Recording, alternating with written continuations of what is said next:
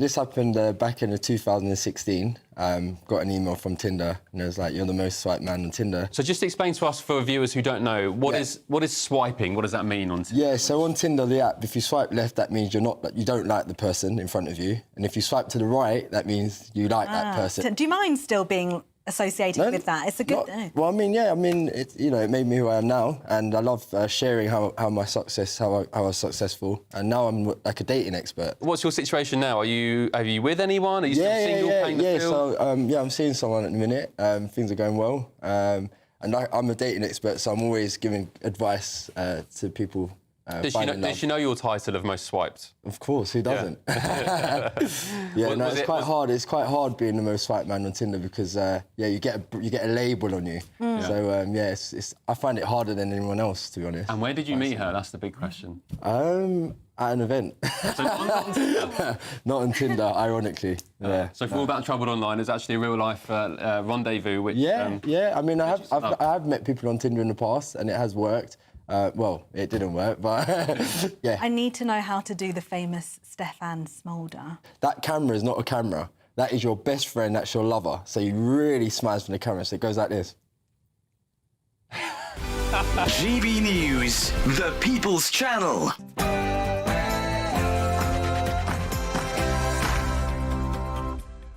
Morning, 9:30 on Wednesday, the 16th of October, live across the UK. This is Britain's Newsroom with Andrew Pearce and Bev Turner. So, starstruck Starmer, the Prime Minister, met with Taylor Swift after the decision was made to grant her a royal-style police escort for her shows in London. Were those free tickets a thank you, possibly, to Sir Keir Starmer? And pensioners are descending on Parliament Square today, handing in their petition with over 500,000 signatures against the winter fuel payment cut. Wales's terrible literacy record. 20% of children in Wales cannot read or write when they go to secondary school under that Labour government. More to come on that. That's appalling, isn't it? And a New England manager, the German Thomas Tuchel, is the third non-Englishman to get the role. Will he be the one to finally get some silverware for the Three Lions?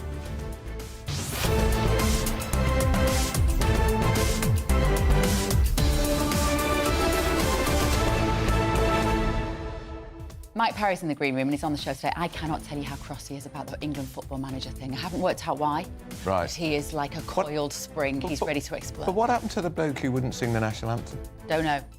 Again, we're talking about football. It's not a great place to start.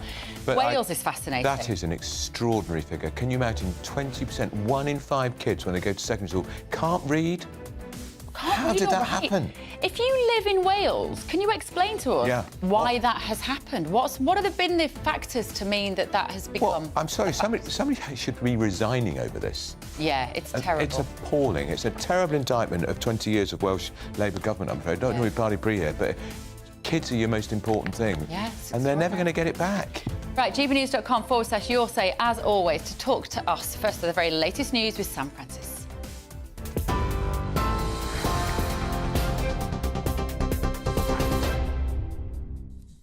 Bev, Andrew, thank you very much. Good morning to you. It's just coming up to 33 minutes past 9. And the top story this morning, well, inflation has dropped below the 2% target for the first time in over 3 years. Figures for September show it fell to 1.7%, the lowest since April 2021. Analysts had expected a smaller fall to 1.9% and are now warning inflation could rise again with higher energy costs on the horizon. The ONS says lower petrol prices and cheaper airfares drove that drop. However, food inflation picked up again, with prices for milk, for cheese and eggs rising faster in August. Treasury Chief Darren Jones says it is still good news for British families and added the government is determined to fix the foundations of the economy to ease the pressure on households. Good news for family finances that inflation has fallen below 2%. But of course, there's more work to be done to protect working people and bring stability and growth back to the economy, which is what the Chancellor and this government is doing now and in the run-up to the budget at the end of October.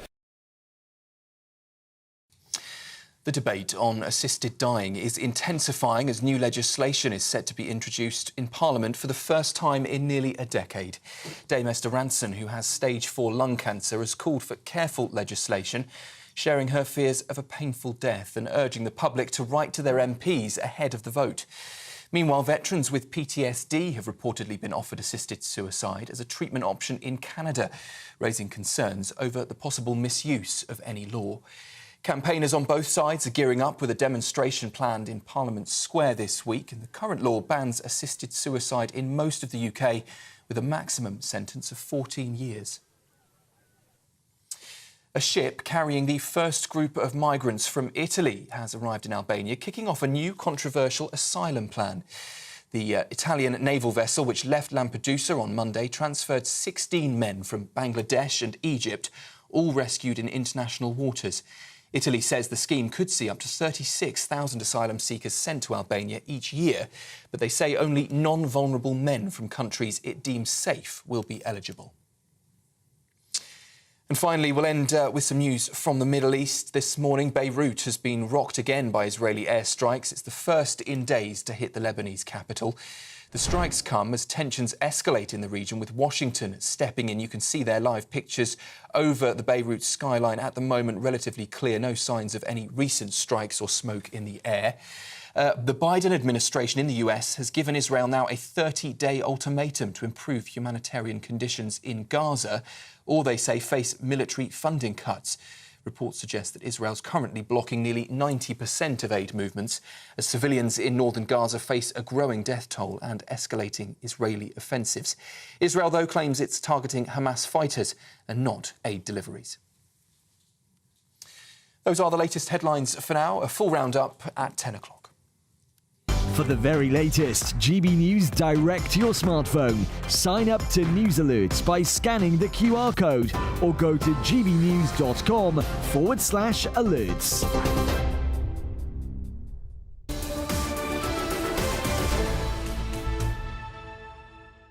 Very good morning and welcome to Britain's Newsroom on GB News with me, Bev Turner, and Andrew Pearce.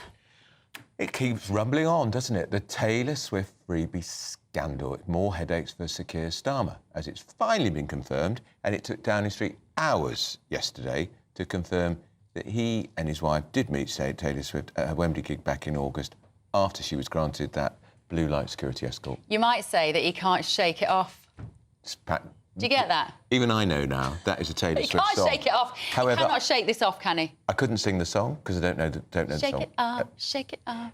But this could have just been dealt with days ago. They just number 10 just useless, the operation there. Well, apparently. So what's so interesting, like you say, I mean, every day we're going to talk about Taylor Swift, and I go, really, is it that interesting? Does anyone really care about this? But it just keeps gaining momentum, this story, because it keeps telling us quite a lot about this Prime Minister and his government, in that they're just not being honest with us. No. The Prime Minister and his family, he's got a couple of teenagers. I think they're 13 and 15. I think they're the same age as my girls, actually. And they spoke with the pop star for 10 minutes after being given free tickets to one of the summer shows. Right, OK, that's the perk of being a Prime Minister. If I was a Prime Minister and my girls said, Mummy, you know what, it's a real hassle being the daughter of the Prime Minister. Can we at least get some fun out of it? Can we go and meet Taylor Swift? I'd probably go, yeah, all right, but I'm going to be honest with the public about the fact that I'm doing that. But also, the £6,000 freebies he refunded, some of it was the Taylor Swift tickets, which, so why did he take... Who did he refund that to? Taylor Swift? Yeah, and also, so why did he take them in the first place? It doesn't make any sense. It's a mess. Let's talk to Paul Richards, who is a former Labour Special Advisor and columnist. Paul, you've been around the block, you and I have been around the block a long time. This should have been dealt with by Number 10 days ago. They should have just lanced the boil. But instead, we're dragging it out day by day. Why didn't they just say at the beginning, yeah, he had free tickets, he's given the money back. By the way, he did meet Taylor Swift. He had nothing to do with the blue light police escort, or he did or he didn't. Just the very first point, Andrew, is this. Can you imagine if Taylor Swift came to the UK, was assassinated on British soil, and it was subsequently discovered that she hadn't had a blues and twos police escort? We would be in the middle of an absolute massive global diplomatic storm right now. No, I don't think we would, Paul. So I do not begrudge her having a police escort while she was in the UK. So that's the first thing. Hang on a minute, Paul. No, that's not the first thing. We can't let that go. That means you are setting the precedent for every A-list celebrity who arrives in this country to have a police escort on the remote possibility that it might be assassinated in a country where we don't routinely have a lot of guns. Well, think about what you just said. If Taylor Swift was assassinated... Hang on. The next point is, was there a credible threat against her? Well, we know she had to cancel a concert in Vienna because there was. And we also know that the Manchester Arena was bombed when Ariana Grande was singing there, and multiple fatalities as a result of a suicide bomber. So the threat is real. So there should have been a police escort. There was a genuine threat. The next question is, did she get this because she had a word in the ear of somebody on high? And my answer to that is no, because the British police make operational decisions based on threats and operational matters. And the British Bobby cannot be bought or bribed. And therefore, she was right to have it. And the process was right, whereby she got that police escort. Paul, hang on. You're not telling it as it is, because you know that the Metropolitan Police assessed and said there was no security risk. It was then when Taylor Swift's mother, who's her manager, said if we don't get it, we'll cancel the concert, which was a threat. So the Mayor of London got involved, Sadiq Khan, the Home Secretary got involved. Unprecedented. And even the Attorney General got involved. It's unheard of. And there was no security risk. And the Metropolitan Police, in my view, were bullied by ministers. Because it's been widely reported, and the Metropolitan Police said there was no security risk, which was why they didn't agree it, which was why they had to get the Attorney General involved. I think they took a view that there wasn't a risk, because that's why she got the escort. Because as we know, she had to cancel it. They were indulging genuine risk. They were indulging a billionaire VIP. That's what they were doing. This government was indulging a billionaire VIP. Paul? The CIA actually thwarted a genuine threat to her life in Vienna. You know, there would have been a bombing if the CIA hadn't thwarted it. That was thwarted. I know, but listen, the threats are real. That was thwarted in Austria, and those people involved in that were actually arrested. That threat was neutralised in Austria. If there was a credible threat to her life, that is the first thing that would have come out when this erupted. The Starmer would have said there was information, there was security, intelligence that we were acting upon, and therefore we gave her the blue light protection. He hasn't said that. Nobody has said that. This is simply a sequence of events whereby Sir Keir Starmer and all of his acolytes like to bask in the reflective glory of celebrity. They seem to be very seduced by expensive, glamorous things, and consequently, he cannot shake this off at this stage. Well, I disagree with all of that. I don't think he is somebody who particularly enjoys doing it. I think he went for his kids and his family. I think, as you say, it's one of the very few perks of a rather unpleasant job. And it's not a secret. I mean, he put it on social media. You've got the picture right there that viewers can see right now. So it wasn't some sort of hidden thing. He was there explaining he was there and telling us all he was there. Now, to Andrew's point about number 10 and the optics and the processing, I've been saying for weeks they need to sort themselves out in terms of the communications and getting a proper grid in place and speeding things up and all of that. Absolutely fair comments. These kind of stories need to be nailed early, get the facts out and let people make their own mind up. When people look at this, I think they'll go, well, man takes tickets for concert, has quick chat with pop star, so what? So what? Taxpayers' money to protect her. That's so what? £150,000 to get her up the M4 with a blue light. Hang on. How much money did she bring into the economy? She brought millions into the British economy by these concerts. They generated vast amounts of cash, far more than what she can afford to pay for her own security.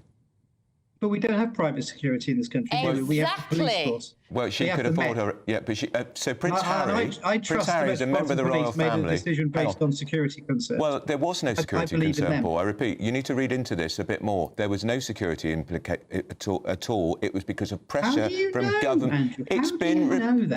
Because the Home Secretary intervened because the wretched woman's mother said, my daughter will not perform unless she has proper protection. The mother made the decision. Her mother made the decision. When did Taylor Swift's mother become in charge of British security intelligence?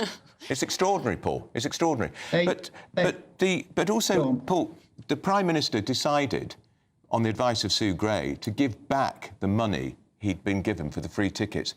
So should he have taken the free tickets in the first place? Clearly not.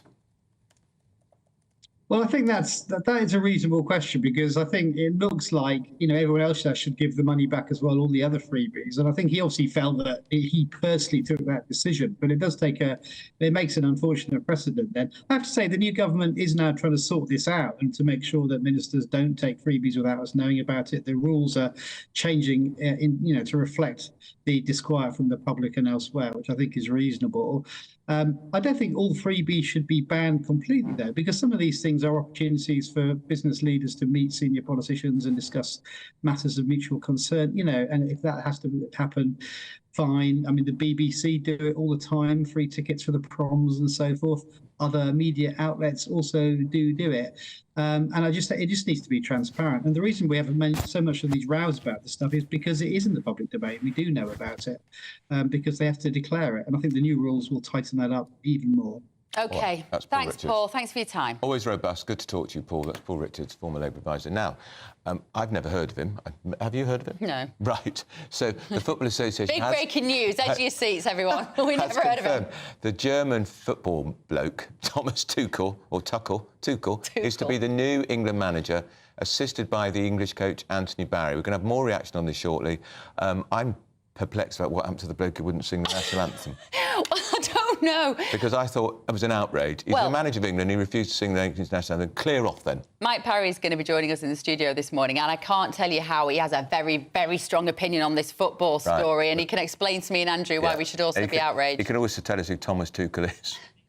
Thomas Tuchel. England need a German to basically get them to win trophies. Shocking, isn't it, really? I mean, the only time he won the World Cup was against Germany in 1966. Do you know a great fact I found out today?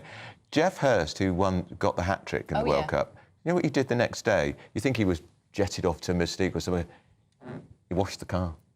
Did he? That's how different it was in those days. Listen, this is embarrassing. You've just reminded me of a story. I was at some sporting event with my ex-husband once, and I got sat next to this really lovely man, and we were there with McDonald's. And I said to him, "Do you work for McDonald's?" And he said, "No, I'm Jeff Hurst." He scored the hat-trick. He thought it was quite funny as well. Yeah, I bet he did. He scored the hat-trick. My father was appalled. One of the few people in the team to get knighted. Yeah. Bobby Charlton got knighted, but half of them didn't get knighted. Most of them didn't get an award. Gone are the days, right? Yeah. Everyone gets a bloody Andy Murray was knighted, he wasn't even 30. Quite. Ridiculous. Right, moving on. The Prime Minister, remind us, how are we going to stop the illegal channel crossings? Serious answer is to smash the gangs. We have to take those gangs down, to smash the gangs that are running this vile trade, to smash these gangs.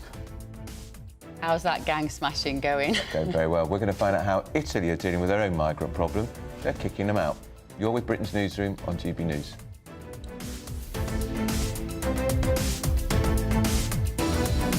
Conservative MPs have finally chosen their top two for the leadership. And now, it's over to the members.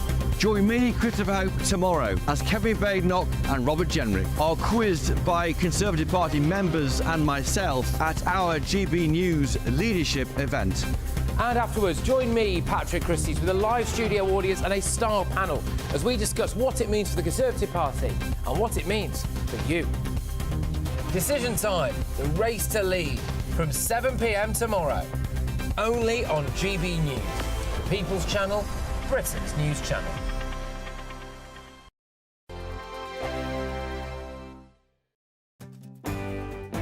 I'm Tom Harwood.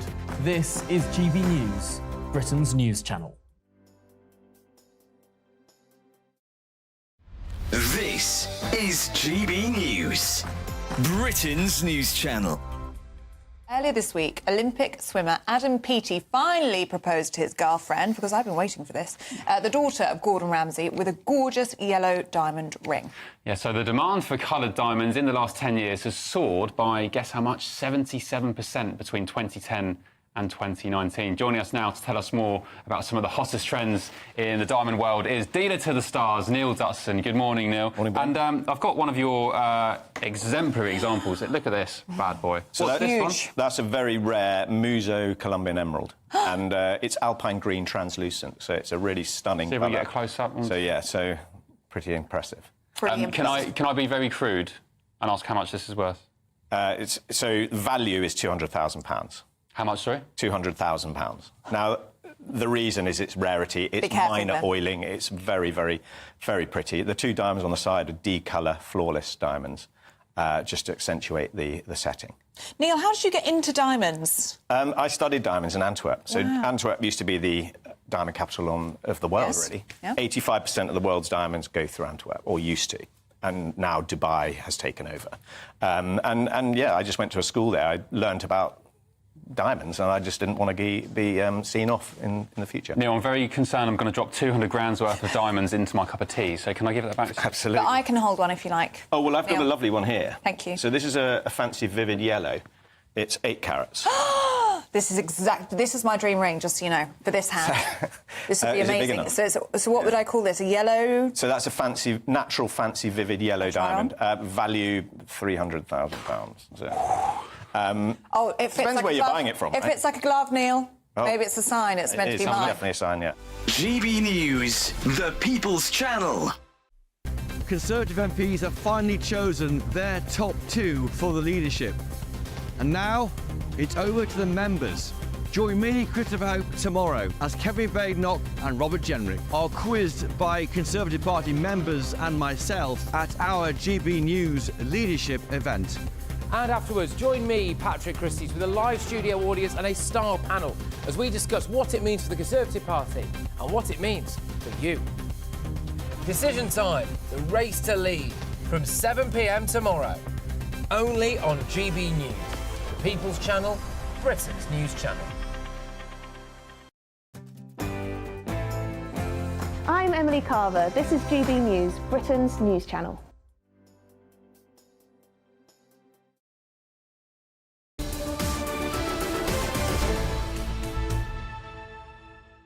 This is Britain's Newsroom on GB News with Bev Turner and Andrew Pearce. German is going to manage the England football team. Can you believe that? The last time we've only won the World Cup once, and we beat Germany 4-2. We're getting the Germans managing football. Can I just say you're at risk of sounding football. like John Cleese on Faulty Towers this morning? I don't care much about football, but couldn't we find an English bloke to manage the team? Does it Or a Scottish bloke? Apparently, no foreign national managing a team has won the World Cup. No foreign national managing any team or England? No, we haven't won the World Cup for if years. it was a foreign national managing... The only teams that have won the World Cup have been... The team has been managed by a national of that country, apparently. So maybe you would like Gary Lineker to manage the England football team? Well, he's not a football manager, is he? He's a proselytine, pompous commentator, isn't he? Well, he couldn't take the pay cut. He pay him so much money. Yeah, but you get paid a lot to be England manager, don't you? I don't know. I don't know either. As you know, this is Learn About Football with Bev and Andrew hour here, which we often have these, and we know absolutely nothing about it. I did watch when we were in that final this year, the penalties. The Euros? Was it the Euros? Yeah, I watched the penalties. No, we didn't lose on penalties, did we? I don't know. I get instant amnesia about football. I know, results. exactly. But let's know your thoughts this morning. Do we need a German to save No. the England football team? No, you don't. Right. A ship carrying the first group of migrants from Italy will arrive in Albania today. It marks the start of a plan to process thousands of asylum seekers in the Balkan nation. And it's good to see Italy taking firm action, of course. Meanwhile, here, more than 27,000 migrants have crossed the Channel, and there's been more small boat arrivals since Labour took over in July than entered under the Tory government this year. Thought they were going to smash the gangs. Well, we can confirm the government is actively looking to obtain more hotel spaces for migrants. We thought they were going to be getting rid of these hotels, but apparently not. So we're joined now by Home and Security Editor Mark White. Morning, Mark. Just tell us, first of all, about this commitment for more hotel spaces, how long it will take and how much is it going to cost the taxpayer? Well, this is very significant and will resonate with members of our audience right across the country, because we've seen over the last few years hundreds of hotels taken out of commission in local communities and used for the purposes of housing asylum seekers. Labour vowed when they came into office they were going to end the use of hotels to house migrants. That was one of their promises in the campaign. Now we're told from sources that they are reversing that, at least for the time being. They're actively involved in talks with hotel chains to see whether they can accommodate additional asylum seekers, because, as you mentioned in the intro there, they've had a surge of migrants coming across the English Channel illegally in recent months. In fact, it has taken them to the point where there have been now more migrants, about 13,700 under Labour, than there were this year under the Conservatives for the first half of the year. Now, to be fair to the government, of course, at the first half of the year, the weather's probably a little less predictable. But even in the second half of the year, we've had a lot of pretty poor days in the Channel, but still very significant numbers, 13,700 under Labour's watch. They're realising a very painful lesson here. There are no easy solutions or quick sound bites that will solve this problem. They are going to have to do the hard yards on this, and one of the ways in which they are dealing with the surge of migrants in the initial stages is to now once again look for more hotel accommodation. OK, thank you, Mark. So much for Smash the Gangs. They're just learning, aren't they? Government is not easy. They made it sound easy in opposition, didn't they? Here's the thing. He can organise the security services to look after Taylor Swift, but he cannot organise them to do anything about our border. Terrible. It's damning. Still It to come, is. Pensioner Power. A petition with 500,000 signatures against the winter fuel payment cut is on its way to Downing Street today, and so will we be. Here's Alex with your weather.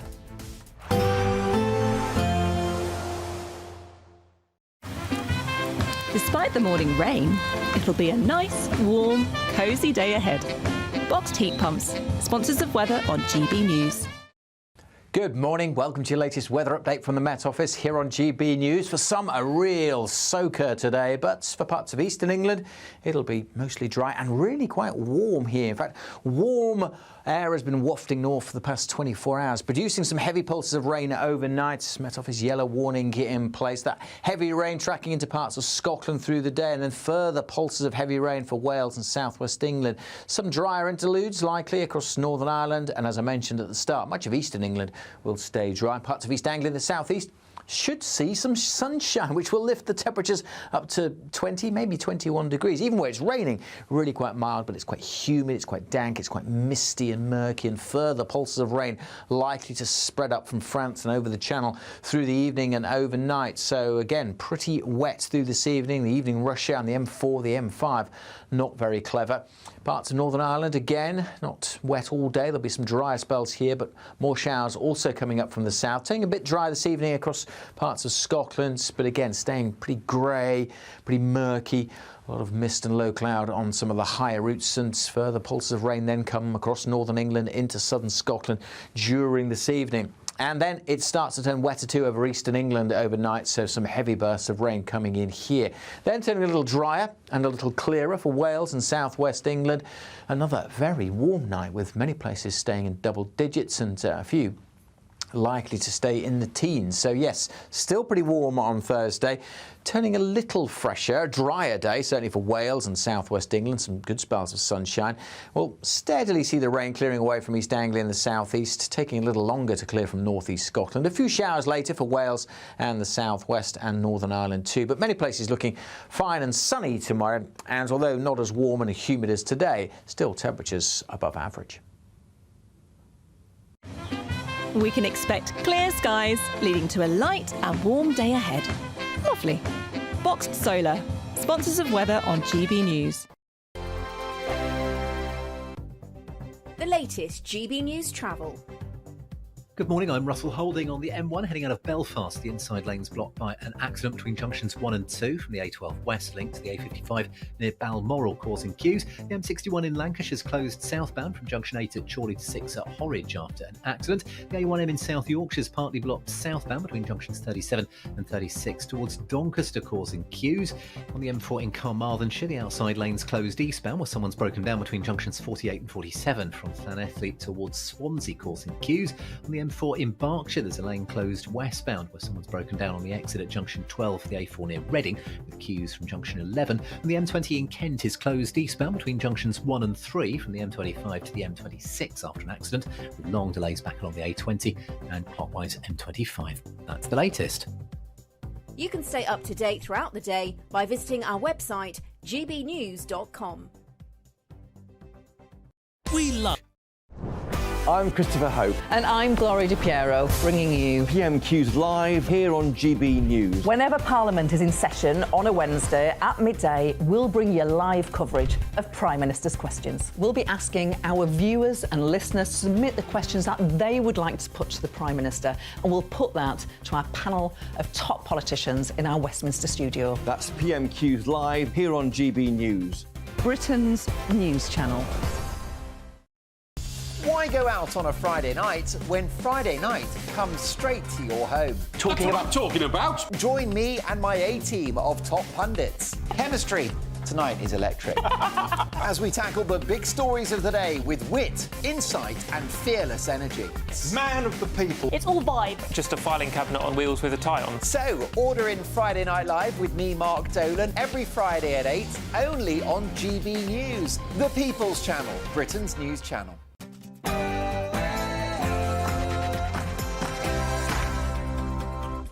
10 a.m. on Wednesday, the 16th of October, live across the UK. This is Britain's Newsroom with Bev Turner and Andrew Pearce. England's new German football manager, Thomas Tuchel, is the new Three Lions boss. Do we really need a German to help us win some trophies for the first time since 1966? Pensioners are handing in a petition to the government today with more than 500,000 signatures to protect the winter fuel payment. Adam Cherry is there with the latest. Just 2 weeks until the budget, nearly 500,000 signatures delivered to the steps of Downing Street and the Treasury today, opposing the cuts to the winter fuel allowance. But is it too little, too late? And the Prime Minister can't seem to get the punch, shake it off, as he met Taylor Swift after the decision was made to grant her a royal-style police escort paid for by the taxpayer for her shows in London. Were those freebie tickets a thank you to Starmer? And Wales's appalling literacy levels. 20% of children cannot read or write when they go to secondary school. Is it the parents? Is it the teacher's fault? What on earth is going on here? The assisted dying bill is being introduced in Parliament today. It will allow terminally ill adults in England and Wales to end their life. This is a landmark moment.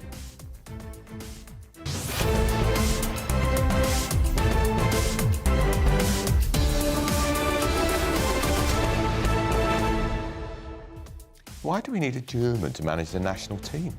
Germans to the rescue, Andrew. Maybe that's what we need. Well, Sir Alf Ramsey was as English as they come. Who managed this the last time? We had Sven-Goran Eriksson, was foreign, wasn't he?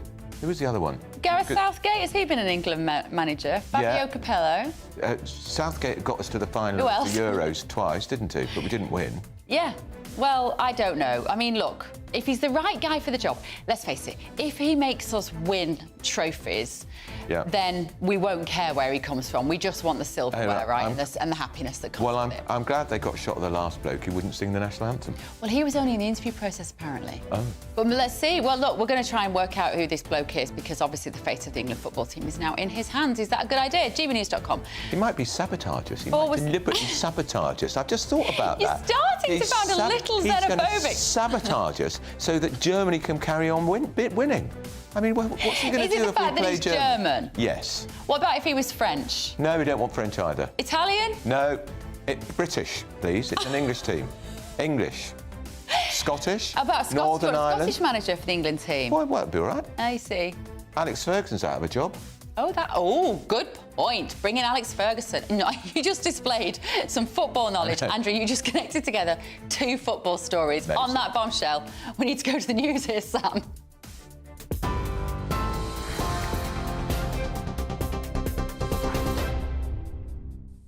Very good morning to you. In fact, that breaking news there from Andrew Pearce. He's demonstrating his sporting knowledge. Very impressive. But first, we start with news that the government is now scrambling to find more hotel spaces for migrants after a surge in small boat arrivals.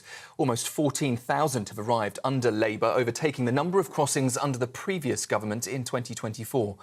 Meanwhile, Italy has begun sending its own asylum seekers to Albania under a new controversial plan, with a naval ship arriving on Monday, transferring 16 men from Bangladesh and Egypt.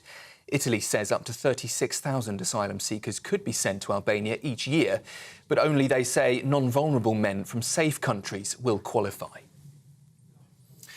Hundreds of people are set to gather in Parliament Square today, calling on the government to protect the winter fuel payment for older people on low incomes.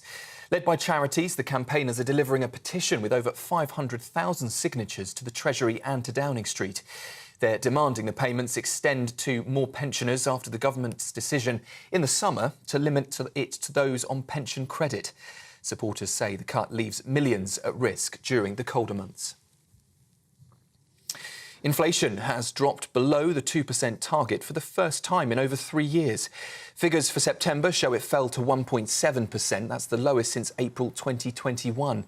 Analysts had expected a smaller fall to 1.9% and now warn that inflation could rise again with higher energy costs on the horizon. The ONS says that lower petrol prices and cheaper airfares drove the drop. However, food inflation picked up again, with prices for milk, for cheese and for eggs rising faster than in August. Well, Treasury Chief Darren Jones says it is still good news for British families and added that the government is determined to fix the foundations of the economy to ease the pressure on households. Good news for family finances that inflation has fallen below 2%, but of course there's more work to be done to protect working people and bring stability and growth back to the economy, which is what the Chancellor and this government is doing now and in the run-up to the budget at the end of October. The debate on assisted dying is intensifying as new legislation is set to be introduced in Parliament for the first time in nearly a decade. Dame Esther Ranson, who has stage 4 lung cancer, has called for careful legislation, sharing her fears of a painful death and urging the public to write to MPs over the vote. Meanwhile, veterans with PTSD have reportedly been offered assisted suicide as a treatment option in Canada, raising concerns over the misuse of the law. Well, campaigners on both sides are gearing up with a demonstration planned at Parliament Square this week. The current law bans assisted suicide in most of the UK with a maximum sentence of 14 years. Earlier, we spoke to Rebecca Wilcox, the daughter of Esther Ranson. MPs don't have to adhere to their party politics. They can go with their conscience and they can go with their constituents. So let's get this through, because assisted dying is not about suicide. It's about shortening death. It's not about ending a life. It's about ending pain. Turning to international news, and Israel has said it is now seriously considering the United States' concerns that a lack of humanitarian aid is getting into Gaza. It's after an official letter from the White House warned that military assistance could be cut if the situation, they say, doesn't improve within 30 days. Reports suggest that Israel's blocking nearly 90% of aid movements as civilians in northern Gaza face a growing death toll and escalating Israeli offensives. Israel, though, claims it's targeting Hamas fighters, not aid deliveries. Meanwhile, 30 aid trucks have entered northern Gaza for the first time in 2 weeks, but the UN is still warning the situation is desperate. Save Stonehenge isn't backing down in its fight against a tunnel near the historic site. The campaign group is appealing a High Court ruling that dismissed its challenge to the 2-mile tunnel along the A303 in Wiltshire. The Department for Transport is defending the proposals, which would overhaul 8 miles of road. 3 judges will deliver that verdict today via email. And finally, as we heard from our sports reporter Andrew Pearce earlier, Thomas Tuchel has been named as the new head coach of England, and he's already stirring some debate. The German, best known for his stints at Chelsea and Bayern Munich, takes over from Gareth Southgate, set on the 1st of January. Tuchel's impressive resume includes Champions League glory and a knack for handling top players, including England captain Harry Kane. Questions, though, still linger over his fiery temperament and previous fallouts at Chelsea. Those are the latest headlines for now. I'll hand you straight back to Andrew and Bev for plenty more on all the sport. For the very latest GB News direct to your smartphone, sign up to News Alerts by scanning the QR code or go to gbnews.com/alerts.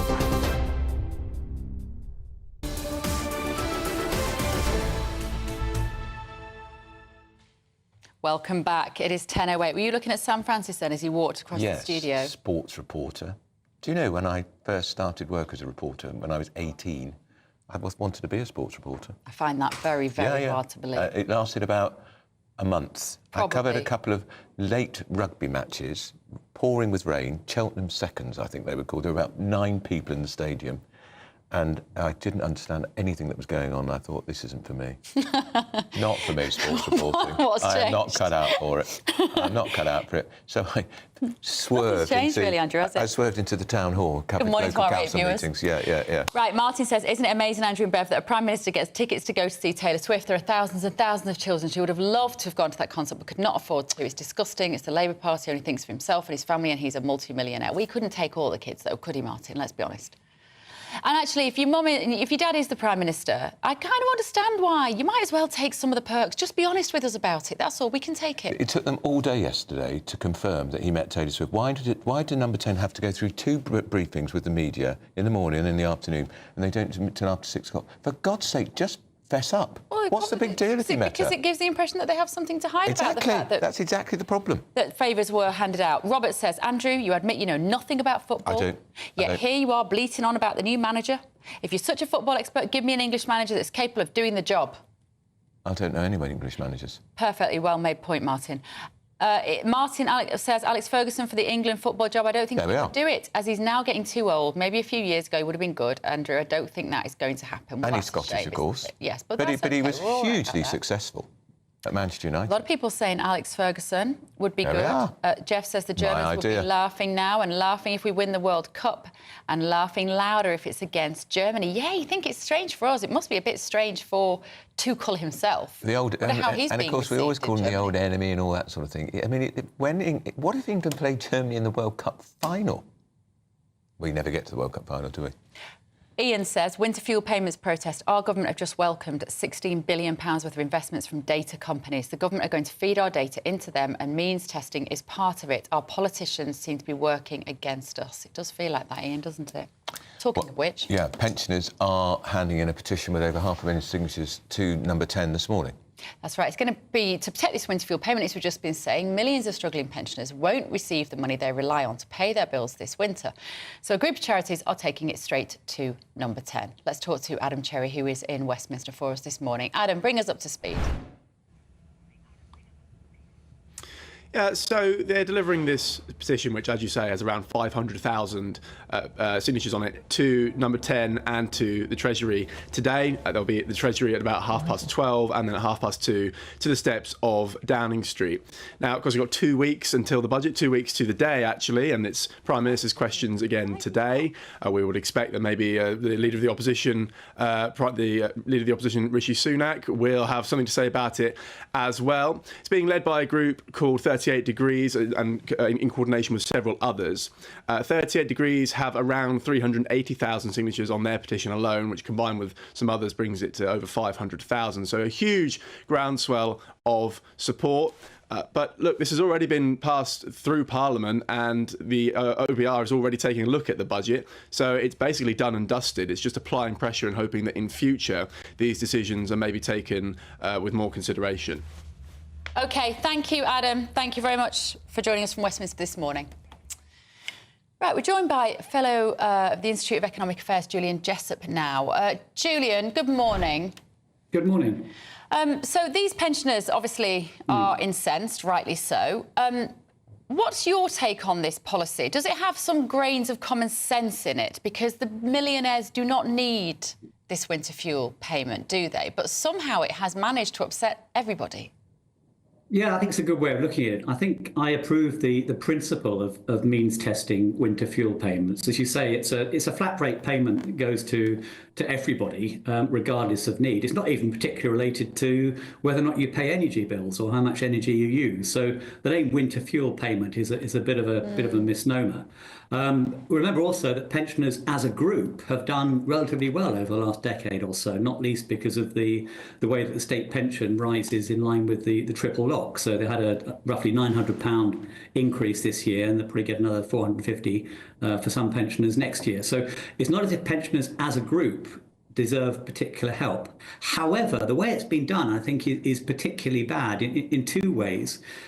First of all, they're restricting the winter fuel payment to people who are on pension credit, which is the top up for those people on low incomes. But there are lots of people who are eligible for that payment who are not actually getting it. So lots of people have fallen through the cracks there. And secondly, the way the government just sprung it on the public out of the blue over the summer as part of a sort of broader set of warnings about how dreadful the public finances are. That's another thing that's contributed to the weakness in consumer confidence, business confidence, and lack of investor confidence as well. We've seen a huge drop in inflation today, Julian, down to 1.7%, lower than people expected, which could have a knock-on effect on how much we pay the increase in benefits next year. There must now be scope and room for the Chancellor of the Exchequer to admit she got it wrong. She wouldn't say she'd got it wrong, but to quietly bury this in the budget on October the 30th. Well, I don't think she will. Partly for political reasons. Yeah. They invested a lot of political capital in this decision, and if they were to back down now, it might send a poor signal to departments making bids for extra public spending in the current spending review. So I think she has to stick to the policy. I think the inflation numbers, though, today are not relevant. The key that's going to determine how much pensions go up next year is what's happening to average earnings, and that's signalling an increase of more than 4%. In the April of next year. But there's undoubtedly more things the government could do to soften the blow. So one is increasing the take-up of pension credit, which ironically might mean this policy actually ends up costing the taxpayer money rather than saving, but I think that's no bad thing. But there are other things they could do probably elsewhere within the tax and benefit system to help those who are most in need. They could, of course, just pay it with the pension, and then if your income level is a certain level, you would be taxed, and that would be a better way, in a sense, Julian, of means testing it. Well, that's one thing you could do. I mean, of course, the state pension is already taxed. It's just that being on the state pension alone doesn't usually qualify you to pay income tax, though that may change in future as the state pension continues to rise. So to some extent that already happens. If your income is above a certain level, then you are taxed, including taxed on your pension income. So that's one way of doing it. So overall, I think it's clearly right to means test it, but not necessarily in the way the government has done now. OK, thank you so much. Julian Jessup there from the Institute of Economic Affairs. They've just handled it so badly. They could have said rich pensioners like the Prime Minister and the King are not getting this anymore. Yeah, but pitched in a different place. They've made it. But 10 million pensioners are going to lose it. People who are just above the pension and credit level. It's just not acceptable. Now, another big story today, because the assisted dying bill is being brought before the Commons following pressure from the campaign led by Dame Esther Ranson and her daughter. Catherine Forster has done this report for us. I made a promise to Esther Ranson before the election, provide time for a debate and a vote on assisted dying. But the Prime Minister's promise to her means that today a bill will be introduced to Parliament which could legalise assisted dying for the terminally ill in England and Wales. Labour MP Kim Ledbetter private members' bill will be voted on by MPs at the end of November. Current law is not fit for purpose, and this is not a law that would mean that everybody has to make that choice, but I think to give people that choice in some of the circumstances that we're hearing about today is really, really important. Order. MPs in Westminster last voted on this most contentious of issues in 2015. The ayes to the right, 118. The noes to the left, 330. Opinions are sharply divided. Former Conservative Minister Kit Malthouse supports the change. A member of my extended family who died many years ago, actually, of multiple sclerosis in horrible circumstances, and more closely a death in my wife's family from breast cancer, both of which reinforced in me the idea that, you know, if anyone were to face those horrible circumstances, I'd at least like the choice. But Liberal Democrat leader Sir Ed Davey is opposed. But for me, having looked after my mother, who was terminally ill and died when I was next to her bedside when I was 15, and seen the pain she went through, one of the issues for me is improving palliative care, improving hospice care. It's just not good enough at the moment. And I think there's also the issue that affects me profoundly about elderly people, and a real worry that they will feel that if we go down this route, that they want to relieve a burden. They'll consider themselves a burden on their children and grandchildren.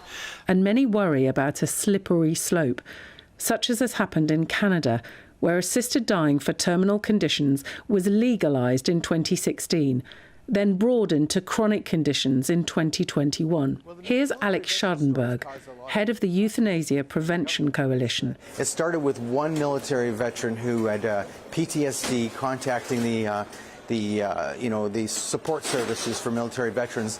And what happened is that they were told, have you considered medical aid in dying? Other cases popped up. So we learned that there was minimally about 10 of them. There might have been more, we don't know for sure, and there was at least 2 people who died by euthanasia who had PTSD. It's like the Heather Hancock situation. She's a woman who was born with disabilities, and now she's in the hospital having health problems, and the nurse says to her, do yourself a favor, ask for medical aid in dying. And she's like, but I'm not interested in medical aid in dying. And the nurse told her, well, you're not living. You're just existing. You should never legalize euthanasia or assisted suicide. The problem is that you simply can't control it. MPs have a huge decision to make. Catherine Forster, GB News.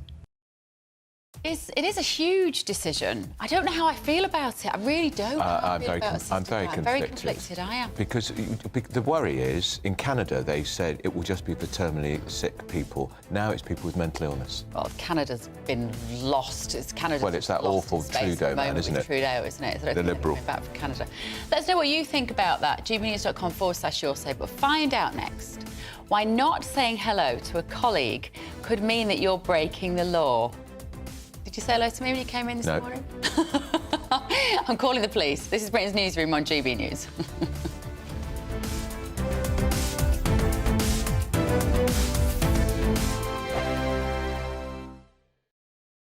Sunday with Michael Portillo from 11, only on GB News. Welcome back to Sunday with Michael Portillo. Well, drinkers have been warned about a drop in the quality of French wines after poor weather conditions hit this year's grape harvest. Winemakers across France will make 240 million fewer bottles of wine this year, the country's farming ministry said on Tuesday. So should we think of switching from French to English? I'm joined now by sommelier and founder of Inflorescence Wines, Jacinta Madison Williams. Hello, Jacinta. Good morning. Nice to see you. First of all, let's just think about the poor French. Has this been a fairly universal weather catastrophe for France? It has. Kind of across the board, we're about 22% down on last year's crops, which is quite significant. I think it's like one of the 4 years over the last century that have been this low. And it's affected both quality and quantity? I would say more so quantity. There's always ways of counteracting quality. It depends if people are desperate to make wine. They can obviously push out more watered down grapes. There's been a lot of rain, if you hadn't noticed. Not only in France, we felt it here too. But lots of frost, supercell hailstorms have completely wiped out some crops. So in some cases, there's nothing to make. In other cases, it's just really watered down grapes and you want to pick earlier to make sure you're avoiding all those rains. But I would say more so it's quantity. But saying that, France is still the biggest producer of wine in the world. It might be taken over by Spain this year, but as a consumer, don't panic. We're not going to run out of wine. And we obviously have lots of lovely wine growing here now in England. So whether we do make a little jump for a bit to English wine, but there's definitely still lots out there. GB News, the People's Channel. Good Afternoon Britain isn't just about us. The wonderful thing about this programme is it's about everyone watching. It's an interactive programme. Well, there absolutely is something to see here, and we're going to be talking about it more. Whether it's breaking royal news, Will, please bring us up to date, or indeed a particularly punchy speech in the House of Commons. Very, very curious. We bring it to you live, and then we bring you live reaction as well. That's Good Afternoon Britain, weekdays from midday. Only on GB News, the People's Channel, Britain's news channel. Welcome to State of the Nation, daily plunge into the stories shaping our country. I'm Jacob Rees-Mogg, and Monday to Thursday we bring you the insights, the facts, the truth about how our country is being governed. Because what happens in Downing Street matters down your street. Tune in to State of the Nation every Monday to Thursday, 8 to 9 o'clock. Only on GB News, the People's Channel. Britain's news channel.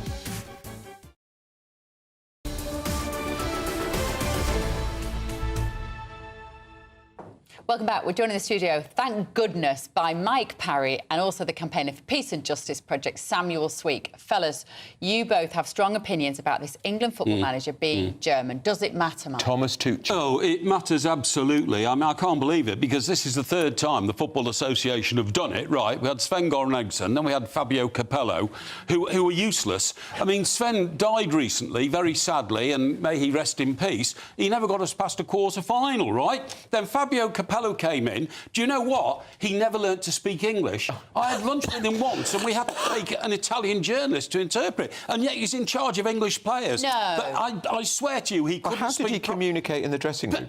Because it's all, you know, and all that kind of stuff. But honestly, he couldn't communicate I the think players. you should do that again. Show us again how he did it. So, yeah, and so what I'm saying now is now we've got a German. You do know, of course, this man was unemployed after getting sacked by Bayern Munich. It is virtually impossible to get sacked by Bayern Munich because you always win the Bundesliga and have done for the last 20 odd years. But he didn't. Right. And now England are taking him on at $6 million a year. I can't believe it. $6 million a year? Yeah. Now, you speak, of course, with some authority because you were head of communications for the Football Association. I was in the mid-90s, just as they were changing, and they took on a very good English manager called Terry Venables. Remember him? El Tel. You know, wide boy. He was a bit controversial and all that, but he was an excellent coach. And we should have won the European Championship. We got to a semi-final of something, didn't we? We got to the semi-final against the Germans, funny enough, because we beat the Dutch in the quarter-finals. We were excellent. El Tel was excellent, but he was an English manager. I dislike this. The headline in your paper might be a bit strong, Andrew, a dark day for England, but I truly believe it is a dark day for England. Samuel, is it a dark day for England? No, this is the best England management news in years. Thomas Tuchel, a born winner. I can say this as a Chelsea fan. I loved his time at the club. It was sad it ended so Did you win the championship? We won the Champions League, Andrew, in this first season. Oh, you did very well at Chelsea. And let's not forget as well, Sarina Wiegman, England women's manager, won the Euros, is Dutch. Right. Don't need English talent. And does not sing the national anthem, by the way. Well, I'm glad they got rid of that useless bloke who wouldn't sing the national anthem. I couldn't stand Why did he leave Chelsea? Lee Carsley you're talking about. Well, I don't know if you recall, there was the whole thing about Roman Abramovich being close to Putin. Yeah. There was a whole power struggle at the top of the club. I don't think he was personally to the liking of the new management group. So he didn't get sacked because he was rubbish? Oh, no. But Tuchel causes problems. But he got sacked by Bayern Munich. Yeah, he got sacked by Bayern Munich because he couldn't win the Bundesliga with Harry Kane as his centre-forward. He did win the Bundesliga in his first season. He replaced Julian Nagelsmann. Exactly, and but won he the had league Harry in the next Kane. season. They bought Harry Kane and thought this will make us and they did nothing with even better, and he couldn't win the Bundesliga with Harry Kane. Now, let me just tell you the facts that Andrew touched on earlier. Yes. Right? The four best teams in the world, international teams, are Germany, Brazil, Italy and Argentina. They have won the World Cup 14 times between them, and every time the manager has been a national of that team. There we are, because no foreign manager has ever won the World Cup for a team of which he was not a national. A very interesting statistic. How come the inept FA think we're going to break the mould? We've got a foreign manager. No foreign manager's ever won the World Cup, but we think we can now in England. Can he speak? By the way, what's his English like? Can he speak English? He speaks good English. Hang on, let's hear from Samuel. Go on, Sam. Well, I'm struggling in my head, and maybe you can correct me here. I don't think we've had an English manager win the Premier League. No, we haven't. In a very long time. I don't think an English manager has ever won the Premier League. Well, the nearest we got is Sir Alex Ferguson, who's Scottish, obviously. But are there any English players in the Premier League? Well, I Not think many. 60% of the players in the Premier League are foreign, so you're absolutely right, yeah. But is there a serious point here about the fact that we're not bringing through English football talent and we're not taking it through to... It's a very, very serious issue with grassroots football and the lack of investment that comes from television and sponsorship deals that should be put into the grassroots and isn't. That is a much wider conversation. Because the thing is, Sam, this is a national religion, football, isn't it? Not for me. But it is. Mike, most people watching will have a really strong view about the England football team. We all want them to do well. It is a bit poor that we can't find a homegrown bloke or woman. Of course it is. To manage the team. I mean, I'm sorry to interrupt again, but the FA spend millions on what they call the new coaching strategy. We've got a place called St George's Park, which is supposed to be one of Europe's leading centres for developing coaches, isn't it? And we still can't develop an English coach. This means that Tuchel is now a man on the sideline. lines. What did Henry V say? Into the fray once more we go, something like that. Did. But this is because I think your ambivalence about it, Samuel, is that you don't share the same sort of, let's call it a nationalistic fervour, that Britishness matters. That's one way of saying it. That Englishness matters, that fire that is in the belly of Mike Parry this morning needs to be in the belly of the coach, and you can't believe in your country unless you're English. Yeah. But if you're a born winner, Bev, you're a born winner. And Tuchel is one. And that's what England needs. But he's also a born troublemaker because he never stays around for more than about 2 years before he falls out with somebody. Don't you remember the touchline spat he had? Just showing Andrew the footage. Absolutely. Let's get stuck in. Antonio Conte. Antonio Conte, yeah. Who was managing Tottenham. Absolutely, so the Tottenham manager. Just to tell, there's amazing footage, actually, we might show it if we can, where they shake hands on the touchline and then Tuchel doesn't let him go and he just hangs on to him and aggressively walks out. I saw that and I thought, I quite like him. He looks like he has but that was an incident that happened a few minutes earlier when, football's always talking about disrespecting each other, you know what I mean? Yeah. He thought he'd been disrespected, but I just can't get it. I do love Jeff Powell, who is a great mate of mine, who is a football writer on the Daily Mail, 81 years of age, and Jeff has seen everything. I've done 6 World Cups with him, OK? Yeah. And he puts it here, our manager should be English, a patriot for whom it is always England, first, second and third. That sums it up for me. Right, let's talk about the budget. Do you feel better, Mike? I'm so glad you got that off your chest. I was a little bit worried about you earlier. Quite irate, actually. Right, when does he start? January? No, when does he start? He starts... Hang on, January. Listen, January. We've got to move on. Rachel Reeves, Samuel, is planning a £50 billion tax rate in the budget. What's going to happen and why?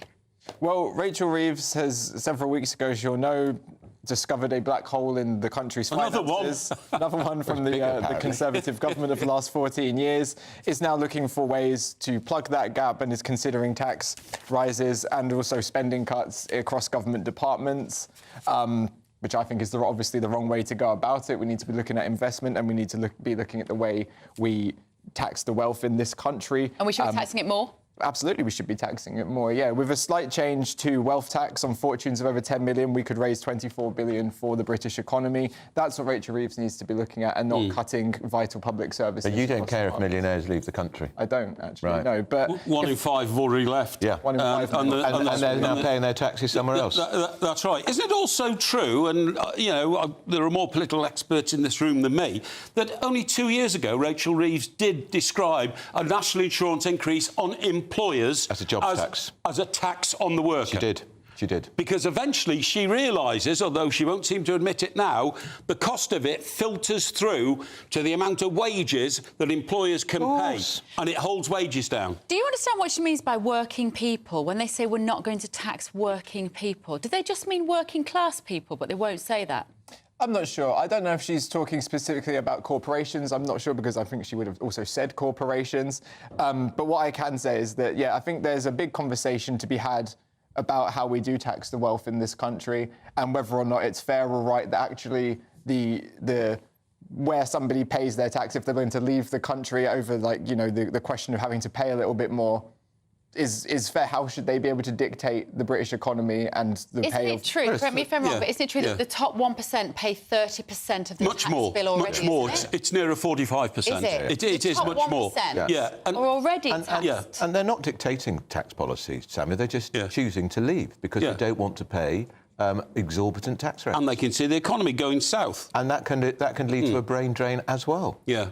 But having said that, again, I stand by the point that whether or not they leave the country, that's obviously for them to do. If they've got a yacht somewhere and they want to go and be patriotic there, that's fine. But I think if they are from this country... What are the people who service the yacht, and service their houses, and the gardeners and the people? And also, if a bloke has got a bakery employing 20 people and the national insurance rate is put up for those 20 workers, it affects their wages, isn't the man running the bakery also a working person? Of course he is. Shouldn't he be described as a working person? Unfortunately, we are working people, but you will be back in the next hour to carry on working, so I'm afraid we have to wrap it up there because we're very late for Sam Francis, but here he is with your news headlines.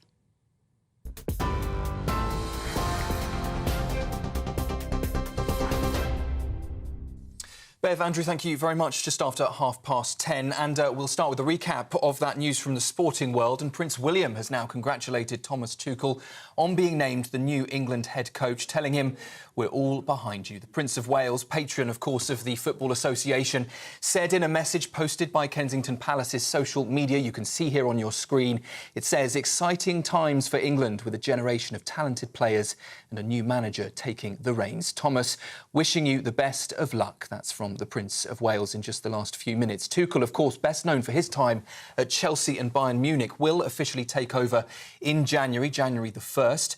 He's already won the Champions League and worked with England captain Harry Kane, but concerns remain over his fiery reputation. Just bring you a quick breaking line from Ireland that we've heard this morning. A murder investigation has been launched there after an 8-year-old boy disappeared from his home in County Louth. Kieran Durnin was reported missing on the 30th of August. Police now sadly believe he's dead. Despite extensive searches, no trace of Kieran's been found so far. No arrests have been made either. Police are now urging anyone in the area to come forward, saying that even the smallest detail could help them. Of course, any developments on that story from Ireland we will bring to you. In other news, inflation has dropped below the 2% target for the first time in over 3 years. Figures for September show it fell to 1.7%. That's the lowest since April 2021.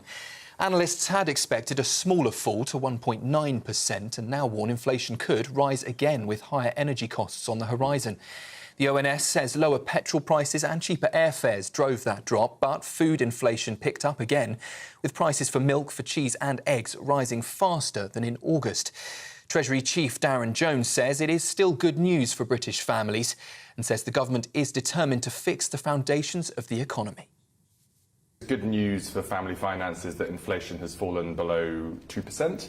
But of course, there's more work to be done to protect working people and bring stability and growth back to the economy, which is what the Chancellor and this government is doing now and in the run-up to the budget at the end of October. The debate on assisted dying is intensifying as new legislation is set to be introduced in Parliament for the first time in nearly a decade. Dame Esther Ranson, who has stage 4 lung cancer, has called for careful legislation, sharing her fears of a painful death and urging the public to write to their MPs ahead of that vote. Meanwhile, veterans with PTSD have reportedly been offered assisted suicide as a treatment option in Canada, raising concerns there over misuse of the law. Campaigners on both sides here are gearing up for a demonstration planned at Parliament Square this week. The current law bans assisted suicide in the UK with a maximum sentence of 14 years. The government is now scrambling to find more hotel spaces for migrants after a surge in small boat arrivals. Almost 14,000 have now arrived under a Labour government, overtaking the number of crossings so far in 2024 under the Conservatives. Meanwhile, Italy has begun sending asylum seekers to Albania under a controversial new plan there, with a naval ship arriving on Monday of this week, transferring 16 men from Bangladesh and Egypt. Italy says up to 36,000 asylum seekers could be sent to Albania each year, but say only non-vulnerable men from safe countries will qualify.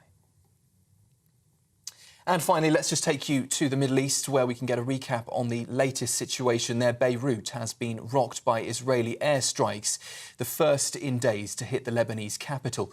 Those strikes come as tensions are escalating in the region, with Washington now stepping in. The Biden administration's given Israel a 30-day ultimatum to improve humanitarian conditions in Gaza or face military funding cuts.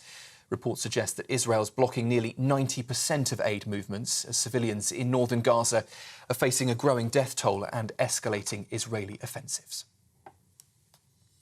Those are the latest headlines for now. I'll be back with you for a full roundup at 11 o'clock. For the very latest GB News direct to your smartphone, sign up to News Alerts by scanning the QR code or go to gbnews.com/alerts.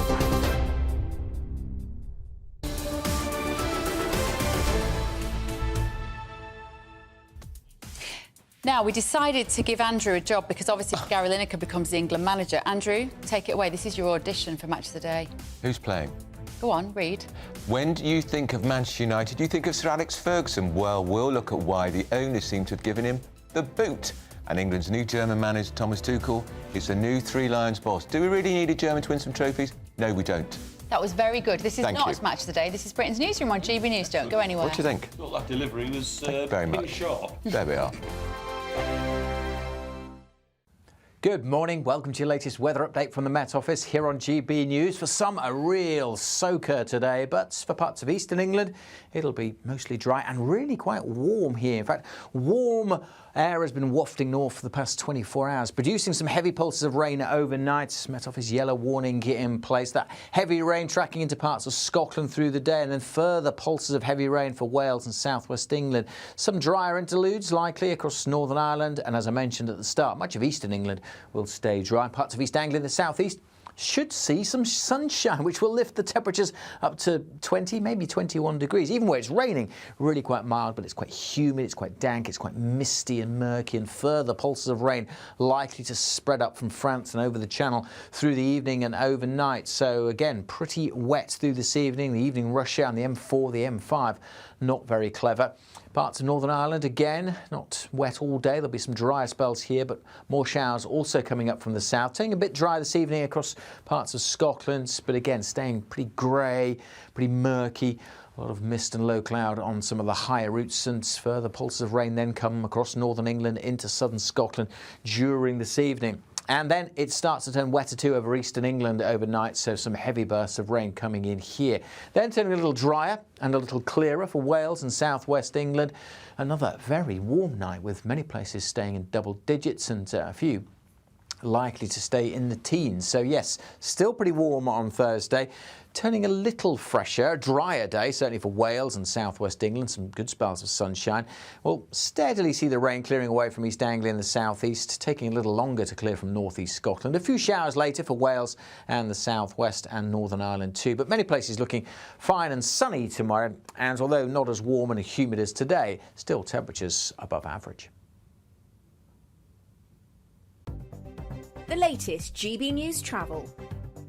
Good morning, I'm Russell Holding. On the M1 heading out of Belfast, the inside lanes closed after an accident between junctions 1 and 2 from the A12 West Link to the A55 at Balmoral, causing queues. The M61 in Lancashire's closed southbound from junction 8 at Chorley to 6 at Horwich after an accident. On the A1M in South Yorkshire, there's a lane closed southbound after an accident between junctions 37 and 36 towards Doncaster. It's taking around 3/4 of an hour in queues from junction 38 at Red House. The M20 in Kent is closed eastbound from junction 1 for the M25 to junction 3 for the M26 after an accident. There are queues for around 2 miles back along the A20 and on the M25 clockwise towards there over the QE2 bridge. And in Devon, the A30 is closed eastbound from Widden down to Cheriton Bishop after an accident last night. That's the latest. You can stay up to date throughout the day by visiting our website gbnews.com. Conservative MPs have finally chosen their top 2 for the leadership. And now it's over to the members.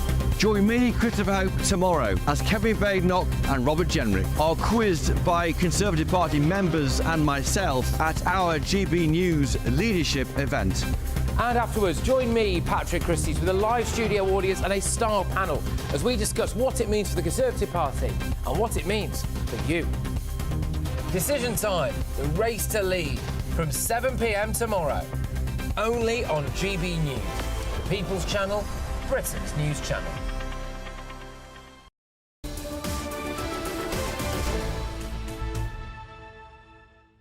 Welcome back to Britain's Newsroom. It is 10:42. Well, it's a big talking point. The German coach Thomas Tuchel has been confirmed as England's manager by the Football Association. He becomes the third non-Englishman to have the role after Sven-Göran Eriksson and Fabio Capello. Tuchel said he's very proud to have been given the honour of leading the England team. Well, joined now by the former editor of The Independent, Chris Blackhurst, who's also the author of the world's biggest cash machine, which is all about Manchester United. Chris, we're going to talk to you about Alex Ferguson being given the order of the boot by Man United, but can I get your view, first of all, on Thomas Tuchel? Couldn't we find a British manager? Do we really have to go abroad? The answer is yes, we could find a British manager. I find it disappointing. The problem is that there is a pool of managers, foreign managers, who've won all the major competitions in the game. So the choice you face is, do you go with a proven winner in Thomas Tuchel, or do you choose somebody who is up and coming and maybe hasn't won anything yet? Because that's where we're at. If you think about it, the top clubs in the Premiership are nearly all managed by foreign managers. So it's a shame and it's sad, and it just shows the dominance really of foreign managers, foreigners in our football. Mike Parry, who was one of our earlier guests, Chris, was making the point that the 4 teams that have won the World Cup the most, was it Brazil, Italy, Argentina, and somebody else. Somebody else. Chris will know. All have been managed by nationals. None of them were managed by foreign managers. So he's making the point he doesn't think this is going to work for England. I get where he's coming from. I think times have moved on slightly in that nearly all the top players, in fact, all the England team, I think I can say this, nearly all the England team are managed by a foreigner. So the old days where, there'd be a foreign coach and no one would understand what they're saying, I think we've moved on a bit from that. But whether Tuchel, and I think what Mike Parry is also alluding to as well, is whether Tuchel has the passion, the feeling, the connection with the fans. It's not just the players, it's the fans. That remains to be seen. He's quite a cold fish. I mean, he I don't want to stereotype, but he does conform to a certain view, and he's quite cold. He's falls out with people. He fell out, I think, most of the clubs he's been at, and I just wonder if he's really got that spontaneity and warmth that we want from our manager. Well, you might say, I think you were alluding to the fact that he's quite typically Germanic there, weren't you, Chris? Now, you see, if we look complimentary, we might say, well, the Germans are very good on process. They're very good on process. They're very good on system. They're very good on process. They make, what's the verb? Very disciplined, very focused. Technique. Yes, They're exactly. very good at making cars and engineering. And look, I don't want to go down this route, but he wouldn't. Do they lack flair? I don't know. Oh God, I can feel social media going mad now. Yeah. But is he going to have the point you alluded to, Chris? Is he going to have the passion for England? Because it is at closest we've got to a national religion, football. The whole country is clamouring for England to finally win the World Cup or the European Cup.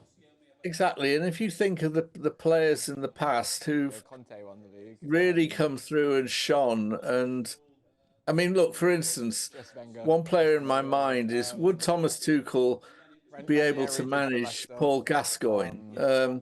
Paul Gascoigne was, of his generation, probably the greatest, most talented player, and he shone on the England stage. We all remember that goal where he flicked it over and scored it. Absolutely brilliant. Would Tuchel take a risk with Gascoigne, or would he choose somebody safe? I think I know the answer, and I think it's disappointing. What about Alex Ferguson, Chris? This is very much your area of expertise. Why has he now been given the boot from Man U? Yeah, what's happening there, I think very simply, is that Jim Ratcliffe has taken over the club, or the running of the club. He doesn't own the club. He's trying to save money, and Sir Alex has been paid a large sum of money every year, really just to turn up and glad hand and show his face. I think the supporters are now realising something as well, which is in all his time since he stepped down, Alex Ferguson has never once been critical of the Glazers, who are the hated owners of the club. Well, now we know the reason why. He's been paid a large sum of money, and he won't break ranks. I think as well, he's a huge influence on the club. And I mean, the story I've always remember is that when he was manager, Ole Gunnar Solskjaer wouldn't park in Alex Ferguson's parking space. It said manager, and Ole Gunnar Solskjaer was the manager. But as far as he was concerned, there was only one manager, and that was Alex Ferguson. I mean, the club needs to move on, really. I don't know if they've handled it very well. Of course, the fans are going crazy because they'd rather see the current manager go than Sir Alex. But I think Ratcliffe's trying to save money. OK, Chris, great to see you. Isn't everybody? Chris Blackhurst. And he's there. the author of the world's biggest cash machine, which, of course, I thought Jim Ratcliffe coming into Manchester United was going to pump money in, not be cutting money. Well, he's a billionaire. Labour government, times are hard. Right, next, why on earth can't 1 in 5 children in Wales read and write by the time they get to secondary school? Isn't that shocking? So in a class of 30 kids, 6 of them will not be able to do basic reading and writing. Shocking. Is it the parents' responsibility? Is it the schools? Well, it's the school, isn't it? Let's dig into it next. This is GB News. Don't go anywhere.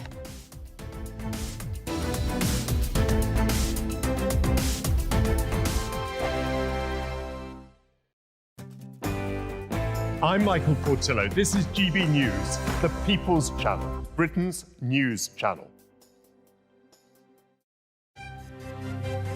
GB News Breakfast, every day from 6 a.m.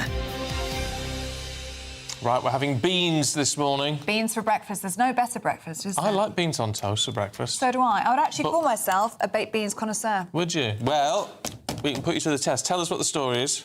The story is, you might think beans, you might think Heinz. Heinz means beans. Beans means Heinz. Beans means Heinz. Heinz means beans. Who knows? So, of all of the supermarket baked beans, it is actually the Aldi supermarket version, this version over here, which came out on top.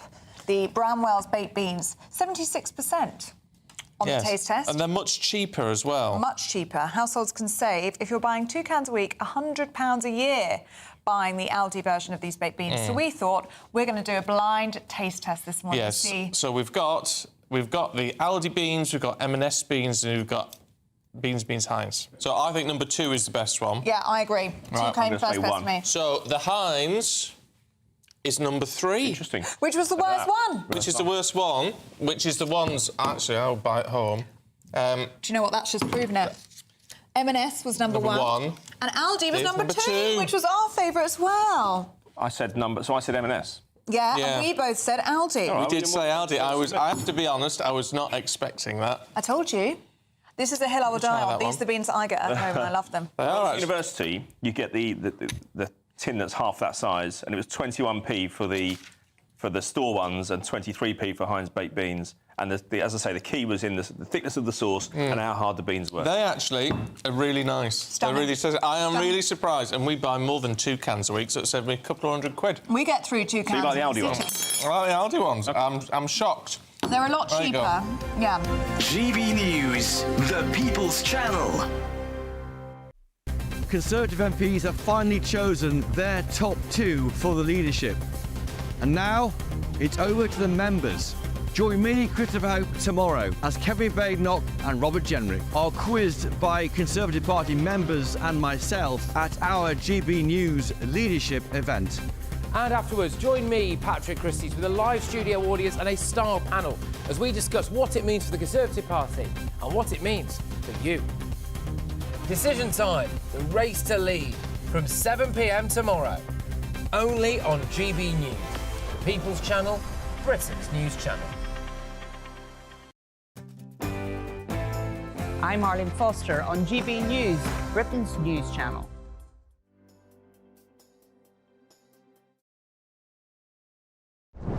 I'm Christopher Hope. And I'm Gloria Di Piero, bringing you PMQ's live here on GB News. Whenever Parliament is in session on a Wednesday at midday, we'll bring you live coverage of Prime Minister's questions. We'll be asking our viewers and listeners to submit the questions that they would like to put to the Prime Minister, and we'll put that to our panel of top politicians in our Westminster studio. That's PMQ's live here on GB News, Britain's news channel.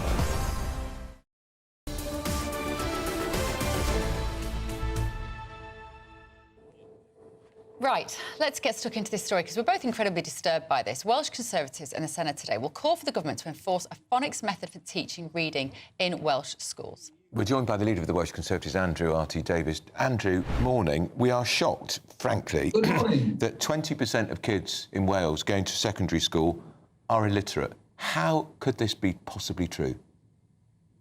Well, that's the damning figure, because this isn't kids going into primary school at the youngest age. This is kids transferring from primary school in Wales to secondary school at the age of 11. And 20%, 1 in 5, are functionally illiterate.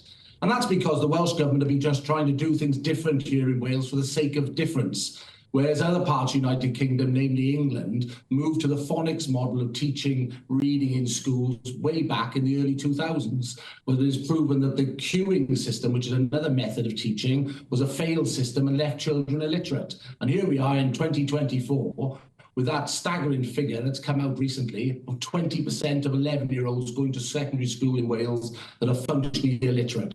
A damning indictment of Labour presiding over the education system here in Wales. Right, so let's just talk. This queuing method of teaching, Andrew, is the idea that the kids might look at the pictures in the book and work it out, or they just sort of work it out in the thing. The idea is, don't upset the kids. We just take it easy, take it gently, all that awful teaching ideology, and guess what? They can't read. Yeah, and it's as simple as that, basically. It's a failed model of teaching that doesn't encourage the child to learn the word before moving on to the next word, instead of looking at pictures, which the queuing model has. But also what's missing in the Welsh system is lack of testing, which would show the progress in reading in schools, that other countries use the international model of testing, that if you see a problem, you can rectify it.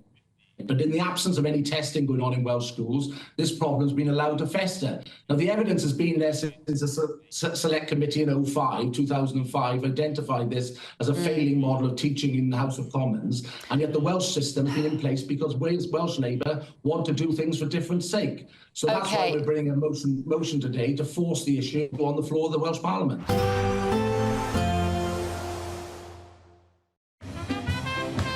There will be a light breeze in the morning, leading to a warm front. Boxed heat pumps, sponsors of weather on GB News. Good morning. Welcome to your latest weather update from the Met Office here on GB News. For some, a real soaker today, but for parts of eastern England, it'll be mostly dry and really quite warm here. In fact, warm air has been wafting north for the past 24 hours, producing some heavy pulses of rain overnight. Met Office yellow warning in place. That heavy rain tracking into parts of Scotland through the day, and then further pulses of heavy rain for Wales and southwest England. Some drier interludes likely across Northern Ireland, and as I mentioned at the start, much of eastern England will stay dry. Parts of East Anglia and the southeast should see some sunshine, which will lift the temperatures up to 20, maybe 21 degrees. Even where it's raining, really quite mild, but it's quite humid, it's quite dank, it's quite misty and murky, and further pulses of rain likely to spread up from France and over the Channel through the evening and overnight. So again, pretty wet through this evening. The evening rush hour on the M4, the M5, not very clever. Parts of Northern Ireland, again, not wet all day. There'll be some drier spells here, but more showers also coming up from the south. Turning a bit dry this evening across parts of Scotland, but again, staying pretty grey, pretty murky. A lot of mist and low cloud on some of the higher routes, and further pulses of rain then come across northern England into southern Scotland during this evening. And then it starts to turn wetter too over eastern England overnight, so some heavy bursts of rain coming in here. Then turning a little drier and a little clearer for Wales and southwest England.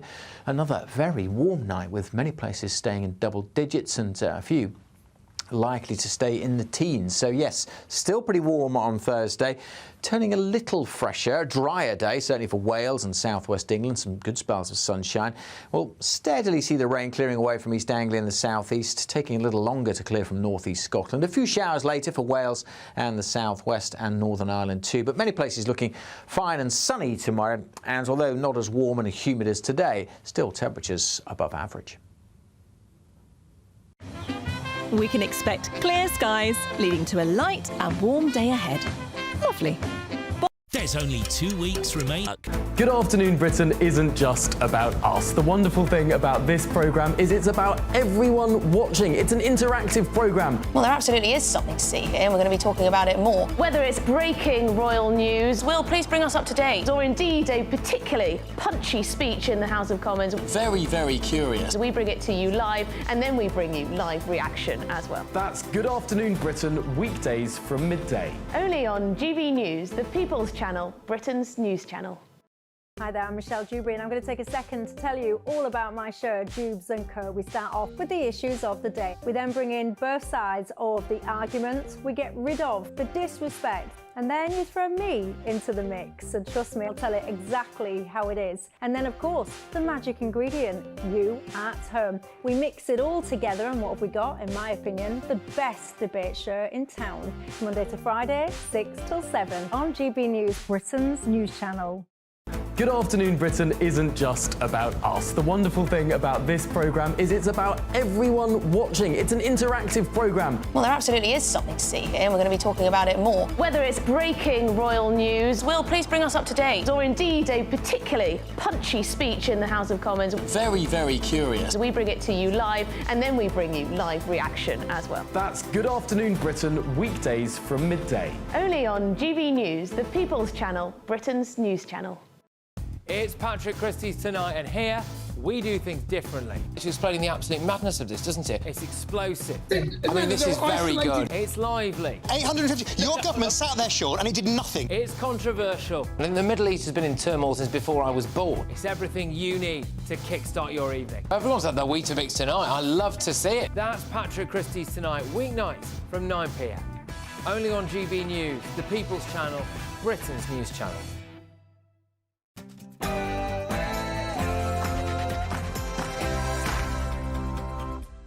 It's 11 a.m. on Wednesday, the 16th of October. Live across the UK, this is Britain's Newsroom with Andrew Pearce and Bev Turner. So England's new German football manager, Thomas Tuchel, is set to be unveiled as the new Three Lions boss. Could he end the years of hurt for English football fans? Does it matter if he's German? Yes. And what a shocker. In Wales, 20% of children can't read or write when they go to secondary school. What a scandal. And pensioners are going to descend on Parliament today as they hand in their petition with over 500,000 signatures against the winter fuel payment cut. Good for them. Italy's migrant solution? A ship carrying the first group of migrants from Italy arrives in Albania today as the government here confirms they're actively looking for more migrant hotels. Mark White has the latest. Well, the government had campaigned to scrap migrant hotels. They're finding out the hard way there are no easy solutions to this migrant crisis. And tributes are being paid to the former head of the British Army, General Sir Mike Jackson, who has died aged 80. He's been described as a tremendous and inspirational leader.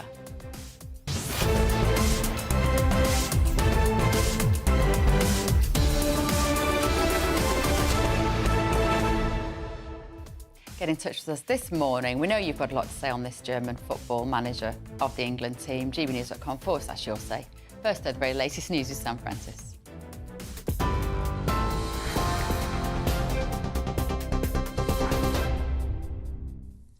Very good morning to you. It's just after 11 o'clock. The top story from the newsroom this morning.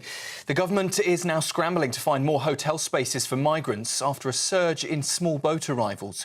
Almost 14,000 have arrived under Labour, overtaking the number of crossings under the previous government, Conservative that is, in 2024. Meanwhile, Italy has begun sending asylum seekers to Albania under a controversial new plan, with a naval ship arriving on Monday, transferring 16 men from Bangladesh and Egypt. Italy says up to 36,000 asylum seekers could be sent to Albania each year, but only non-vulnerable men from safe countries will qualify. The debate on assisted dying is intensifying as new legislation is set to be introduced in Parliament for the first time in nearly a decade. Dame Esther Ranson, who has stage 4 lung cancer, has called for careful legislation, sharing her fears of a painful death and urging the public to write to their MPs ahead of the vote. However, the Archbishop of Canterbury, Justin Welby, is warning the law could lead to what he's described as a slippery slope.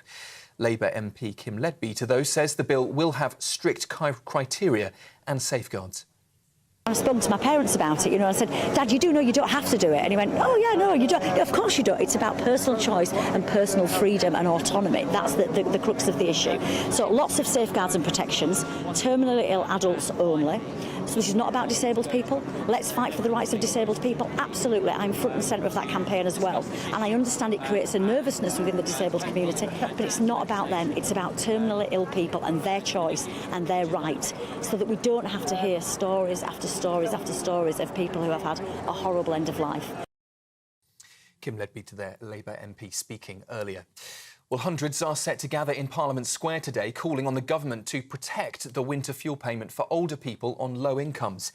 Led by charities, the campaigners are delivering a petition with over 500,000 signatures to the Treasury and to Downing Street. They're demanding the payments are extended to more pensioners after the government's decision this summer to limit it to those on pension credit. Supporters say the cut leaves millions at risk during the colder months. Inflation has dropped to below the 2% target for the first time in over 3 years. Figures for September show it fell to 1.7%. That's the lowest since April 2021. Analysts had expected a smaller fall to 1.9% and are now warning inflation could rise again, with higher energy costs on the horizon. The ONS says that lower petrol prices and cheaper airfares drove that drop. However, food inflation has picked up again, rising faster than it did in August. Treasury Chief Darren Jones says it's still good news for British families and says the government's determined to fix the economy to ease pressure on households. Good news for family finances that inflation has fallen below 2%. But of course, there's more work to be done to protect working people and bring stability and growth back to the economy, which is what the Chancellor and this government is doing now and in the run-up to the budget at the end of October. And just a quick breaking line from London this morning. We're hearing that tube strikes are back, or they certainly soon will be, as the London Underground is facing fresh travel chaos for commuters, with ASLEF this morning announcing some November walkouts. We understand that ASLEF has ordered 2 24-hour strikes on Thursday, November the 7th, and again on Tuesday, November the 12th. Effectively, they say, shutting down the entire tube network. The announcement made by Transport for London Commissioner during a board meeting today has left commuters now bracing for that disruption. They are expressing disappointment over ASLEF's decision, stating that both ASLEF and RMT members had voted again in favour of fresh strikes amid the ongoing pay negotiations. And just an update on that breaking news we brought you from Ireland in the last half hour, that a murder investigation has been launched after an 8-year-old boy has disappeared from his home in County Louth. Kieran Durnin was reported missing on the 30th of August. Police now believe he's dead. Despite extensive searches, no trace of him's been found. No arrests have been made either.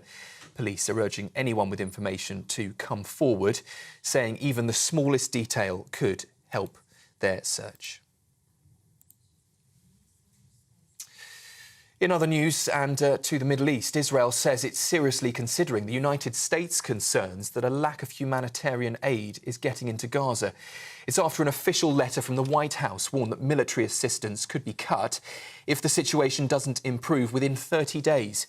Reports suggest that Israel's blocking nearly 90% of aid movements as civilians in the north of the country face a growing death toll and increasing Israeli offensive.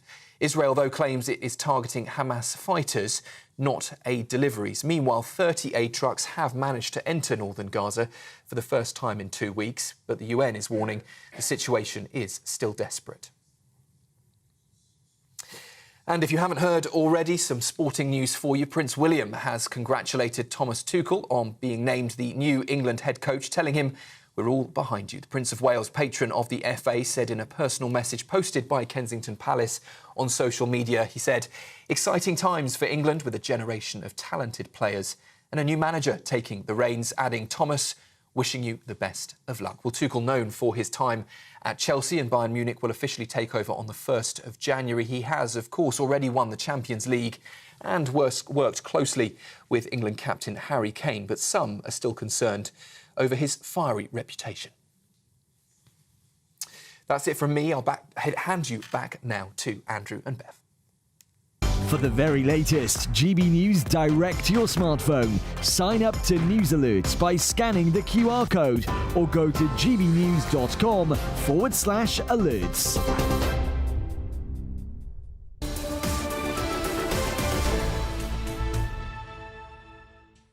Good morning, it's 11:08. Thank you for joining us on Britain's Newsroom with me, Bev Turner and Andrew Pearce. Well, you've been getting in touch. A lot of people have got strong views, of course, about the German football manager.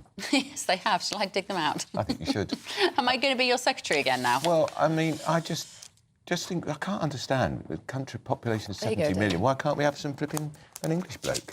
Yeah. That's what I think. Yeah, we know that's what you think. You've been making your opinions very clear about that. says, or no, was it Dow, says a German manager should not be managing the England football team. Leo wanted the job. It's common knowledge, and he's a much better manager. Who's Leo? Don't know. Who's Leo? Mark White. Do you know who Leo is? Haven't a clue. Right.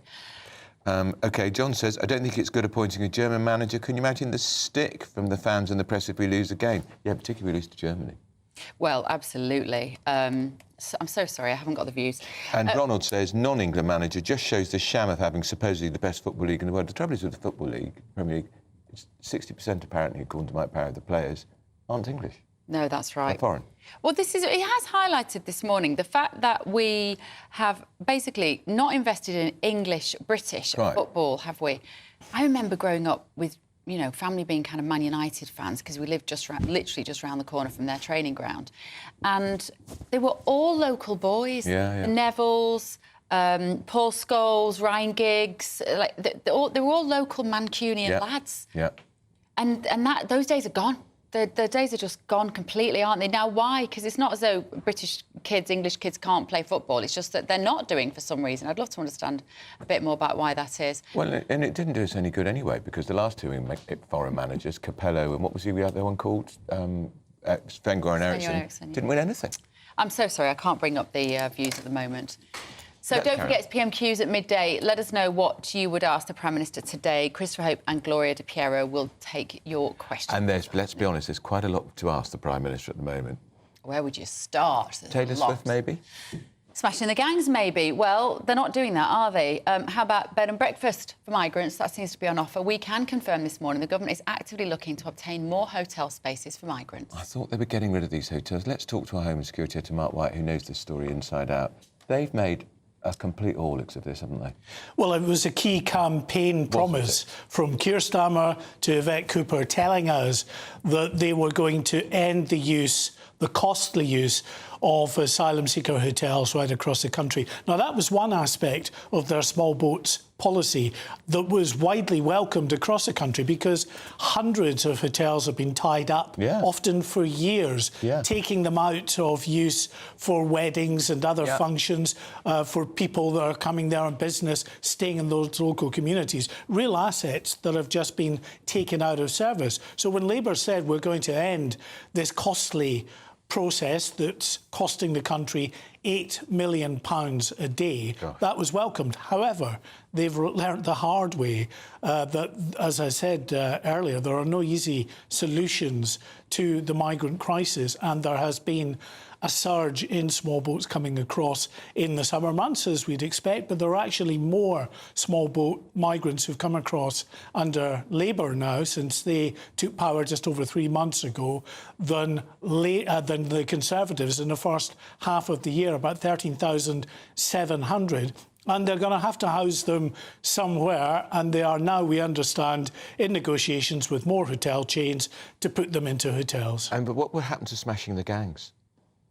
Well, they're in that, they're going ahead with that process of trying to beef up this new Border Security Command. They have finally a new head of this command. They are trying to do deals with other countries to ensure that there's better law enforcement cooperation. But anything like that is going to take an awful long time, probably, to really bring results. And in the meantime, they're dealing with a real-world problem right here with every time we get some good weather in the Channel, many hundreds of migrants continuing to make that illegal crossing. What are Italy doing about this problem, Mark? Well, Giorgia Meloni, the Italian Prime Minister, lambasted, demonised by so many in the European Union for being hardline on the migrant crisis. She's come up with a deal that could see 56,000 migrants a year being processed in Albania. The first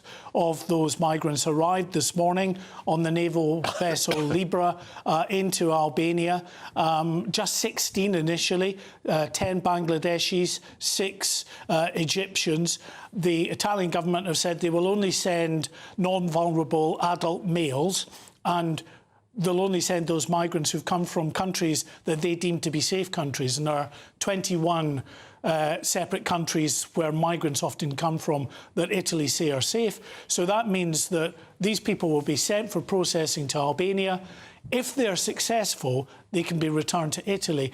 But the vast majority, they suspect, will not be successful because they've come from safe countries. And the European Court of Human Rights, which meddles all the time with our Rwanda policy, blocked the plane taking off. Did it try and stop this? Well... And if it did, I just imagine Maloney said, clear off. The European Court of Justice has been sort of ruling on a separate case with regard to the Czech Republic, which is about whether someone coming from a safe country can be deemed as having come from a safe country and be returned. And what they're saying is, well, it has to be the fact that in the entire landmass of that country, it is safe. So if there's any kind of unrest anywhere in the country, then it doesn't necessarily qualify. It's just muddying the waters a bit. But I think Italy will just ignore it regardless. And interestingly now, as I say, demonised by many in the EU, no less than Ursula von der Leyen, the European Union Commissioner, Commissioner President, I should say, has said that they should, other European countries, look seriously at this outsourcing to these asylum hubs. And indeed, they're going to be discussing that this week. Does this mean that we will have fewer people coming over on boats because of what Italy are doing? It surely will, because they're not, these people aren't then coming down and ending up here. That's a very good point. I mean, the more effective these countries are upstream, then yes, inevitably, fewer people are going to come through, because we know a proportion always head for the coastline of northern France to try to get to the UK. So, very soft touch. So Giorgia Meloni is doing her bit, but she's also helping out relieve the migrant crisis in this country. And, of course, let's wait for those figures to go down here and then Sir Keir Starmer to take the credit for doing so. That's one potential outcome of this situation. Thanks, Mark. Now, Welsh Conservatives in the Senate today will call for the government to enforce a phonics method for teaching reading in schools. It comes as it's been revealed. A whopping 20% of Welsh children are functionally illiterate by the time they start secondary school. It is mind-boggling. We're joined by maths teacher and broadcaster Bobby Siegel. Bobby, you are exactly what we wanted to talk to you today, which is a teacher that teaches kids to read. What has gone wrong in Wales? My understanding from looking at it is they haven't basically forced children to read. They've just crossed their fingers, thought it'd be OK, and said do this queuing method, which is you see a picture on a page of a tree, so you work out that word next to it is tree. You can't do that and expect a child to be able to read, can you? Morning, Andrew and Bev. So yes, the way they teach in Wales is very different. So they use the queuing system. So it's like looking for cues. So it could be visual cues, what's the illustration? It could be what's the context of the picture or the word, or it could be the structure.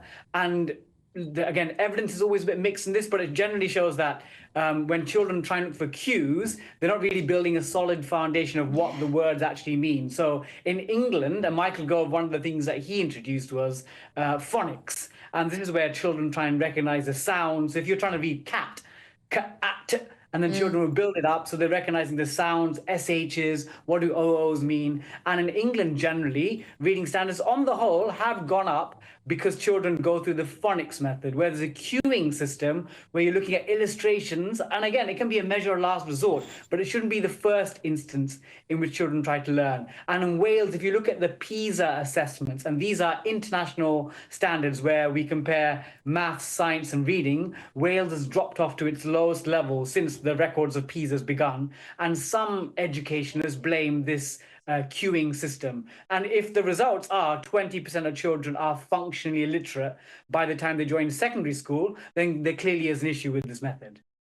The long-term consequences, Bobby, of a child, a teen, somebody in their 20s not being able to competently read and write? reading, I think, is one of the most fundamental things for children, young people and adults. And again, as a mathematician, I think numeracy is also important. But with the reading, if you can't read forms, you can't read reports, you can't access medical information, you can't understand budget statements because you don't understand what the words mean. And again, there's the impact of reading for pleasure also. People should be allowed to read books to their children. Again, these young children become adults, if they'll almost pass on this illiteracy to their children in future. So you get these cycles of people that are illiterate, unable to access employment markets. So actually reading, when it starts at primary school, is probably one of the most important indicators of whether these people are going to become adults that can, A, enjoy life, and also, B, contribute to wider society. According to the National Adult Literacy Survey, 70% of people incarcerated in prisons in the UK cannot read and write. So the implications are enormous of getting this wrong. I think what makes my blood boil, Bobby, is there must be teachers along the way who've watched these kids and watched somebody leave and go to year 7 and know they can't read, and they don't seem to care. That's what blows my mind. If you've got a class of 30 and 6 of your children can't read and write, why is that not keeping you awake at night? Why aren't people taking to the streets in Wales about how poor this is? What's happened with teachers?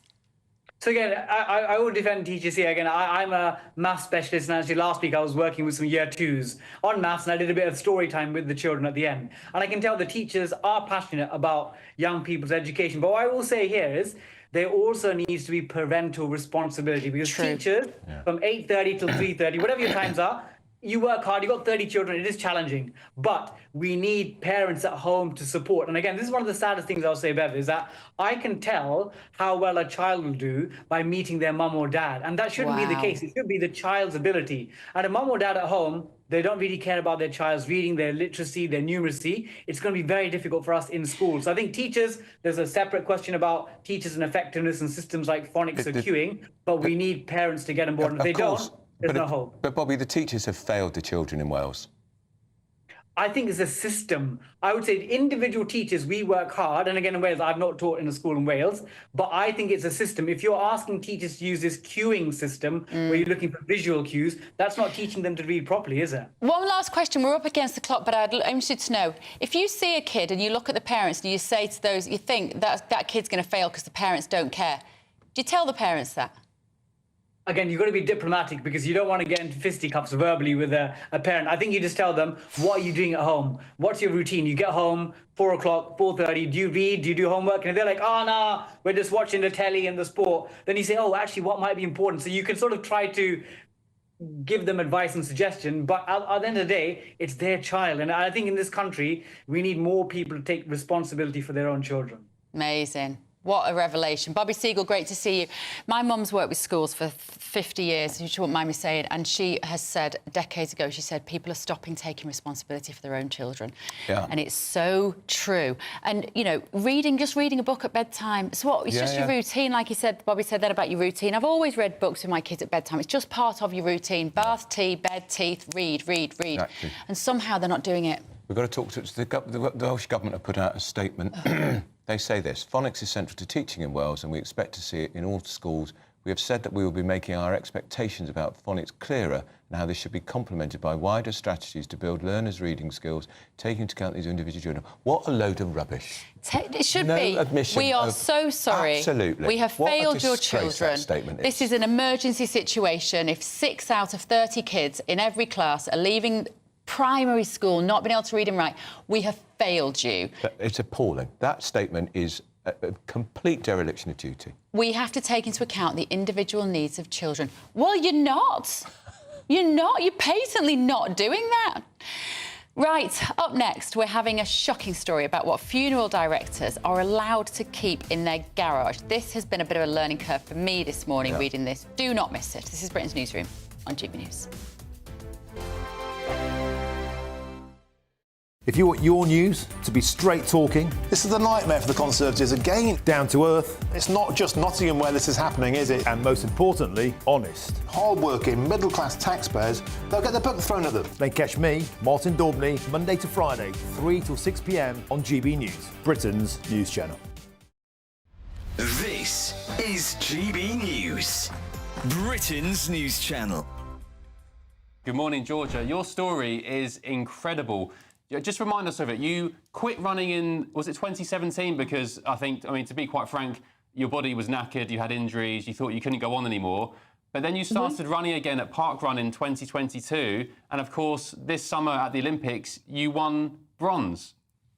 Yeah, that's absolutely right. Yeah, it has been a bit of a journey. And yeah, there was a period of time where I stopped running completely. And then Park Run was just something I got into with my friends, my family, just local community. And I started to see the improvements that led me to get back in contact with my old coach and just worked my way back up to elite level running and got a bronze medal this summer in Paris. Did you ever think that would happen when you were beginning to take part in park runs again? Did you ever think you'd be winning bronze in the 1500 metres at the Olympics? No, not at all. It would have been absolutely bonkers, I think, to think that at the time. It was just building my way up, but it was all about finding happiness in running again. And that's really what Park Run does, I think, really well. And can you just tell us in the audience what had happened to you in 2017? So I had been like a good junior athlete. I had gone over to the US on a track scholarship at university, and I just experienced so many different injuries. So various stress fractures in my shins, and I just graduated and just thought there's no way I can run anymore. So took a big break. And then, yeah, over the past few years, I just got back into running slowly, built it up, and Park Run is just something that is on every Saturday. So many parks across the UK, very accessible, free. So it was just a really good way to get back into a fun but semi-level of competitive running. The People's Channel. Join me, Nana Okoye, for an informative, interactive news programme with a difference. It's fun. No, he didn't say that, Dave. I'm so surprised. I think there's an element of truth to that. Join me from 3 p.m. every weekend, only on GB News, Britain's news channel. We're proud to be GB News, the People's Channel. And as you know, we always love to hear your views. Now, there's a new way of getting in touch with us at gbnews.com/your-say. By commenting, you can be part of a live conversation and join our GB News community. You can even talk to me, Bev Turner, or any of the members of the GB News family.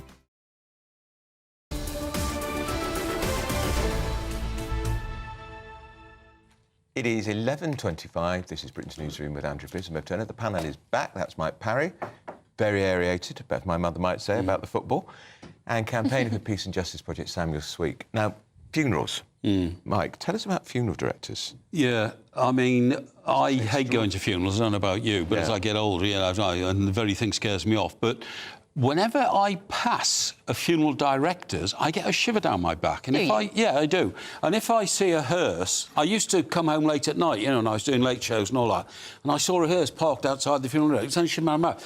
So what I'm saying is, I have the utmost respect for those who've passed away, and that they should be treated with extreme dignity, and we should make it a priority, in our civilised society to make sure all that happens. And this story that's been revealed is exactly the opposite of that. People setting themselves up on more than one occasion as a funeral director, not even having premises, but storing dead bodies in their garages. But it must be a regulated industry. And, by the way, the normal way to put a body into a chapel of rest is on a trestle and all that. These were just coffins piled on top of each other, OK? I mean, absolutely disgraceful. And the most disturbing story to come out of this is a chap who's at home who thinks he's got his wife's ashes in, what do you call it? An urn, thank you, on the mantelpiece.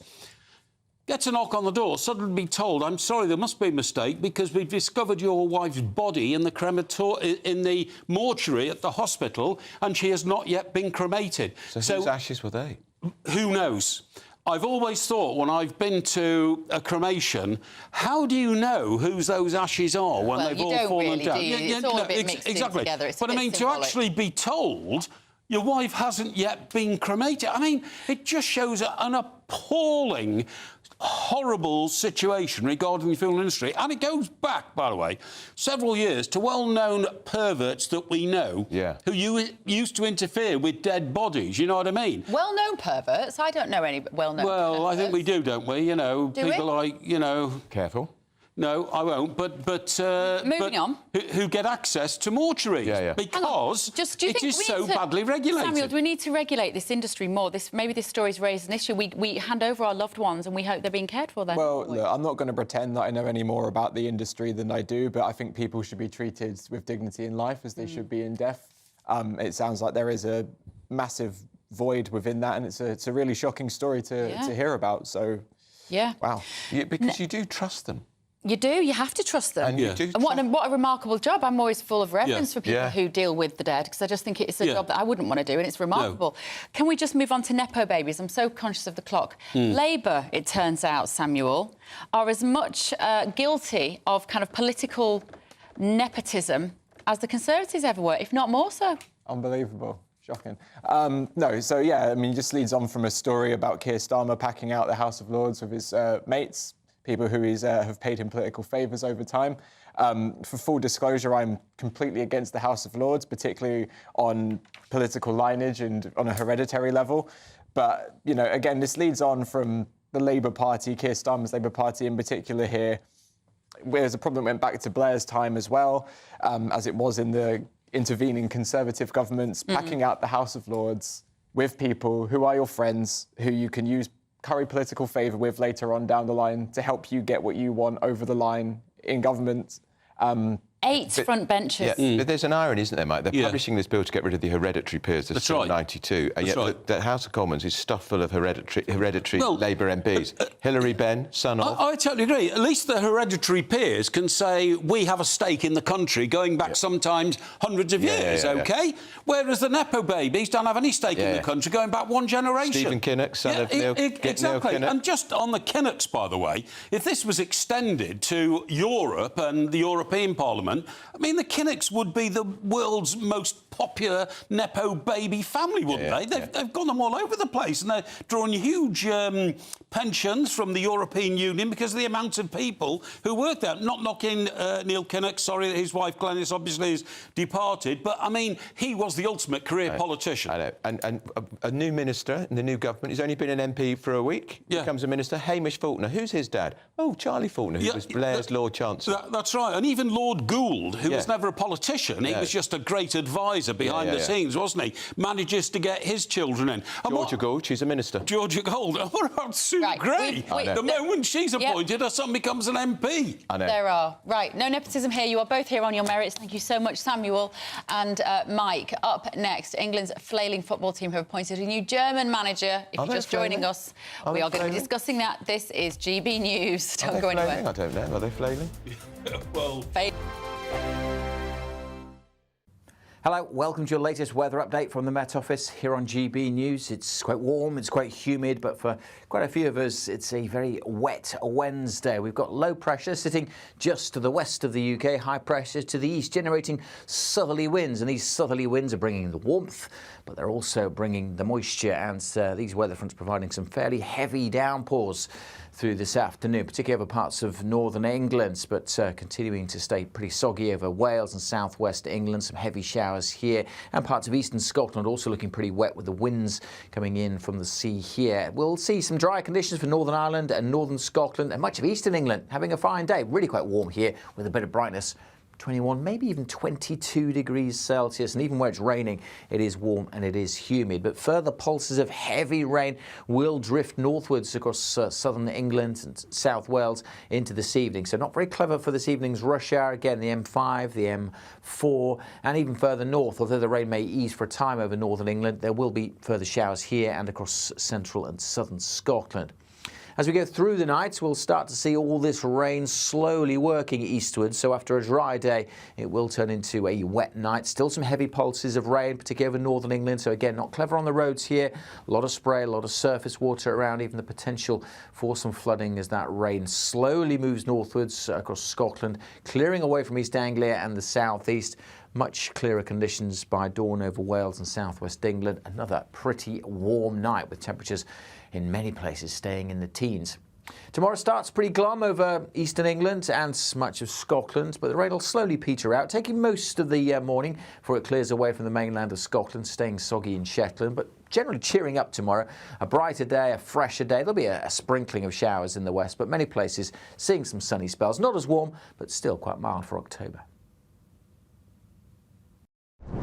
I'm Christopher Hope. And I'm Gloria Di Piero, bringing you PMQ's live here on GB News. Whenever Parliament is in session on a Wednesday at midday, we'll bring you live coverage of Prime Minister's questions. We'll be asking our viewers and listeners to submit the questions that they would like to put to the Prime Minister, and we'll put that to our panel of top politicians in our Westminster studio. That's PMQ's live here on GB News, Britain's news channel. Why go out on a Friday night when Friday night comes straight to your home? Talking about? Join me and my A-team of top pundits. Chemistry tonight is electric. As we tackle the big stories of the day with wit, insight and fearless energy. Man of the people. It's all vibe. Just a filing cabinet on wheels with a tie on. So, order in Friday Night Live with me, Mark Dolan, every Friday at 8, only on GB News, the People's Channel, Britain's news channel.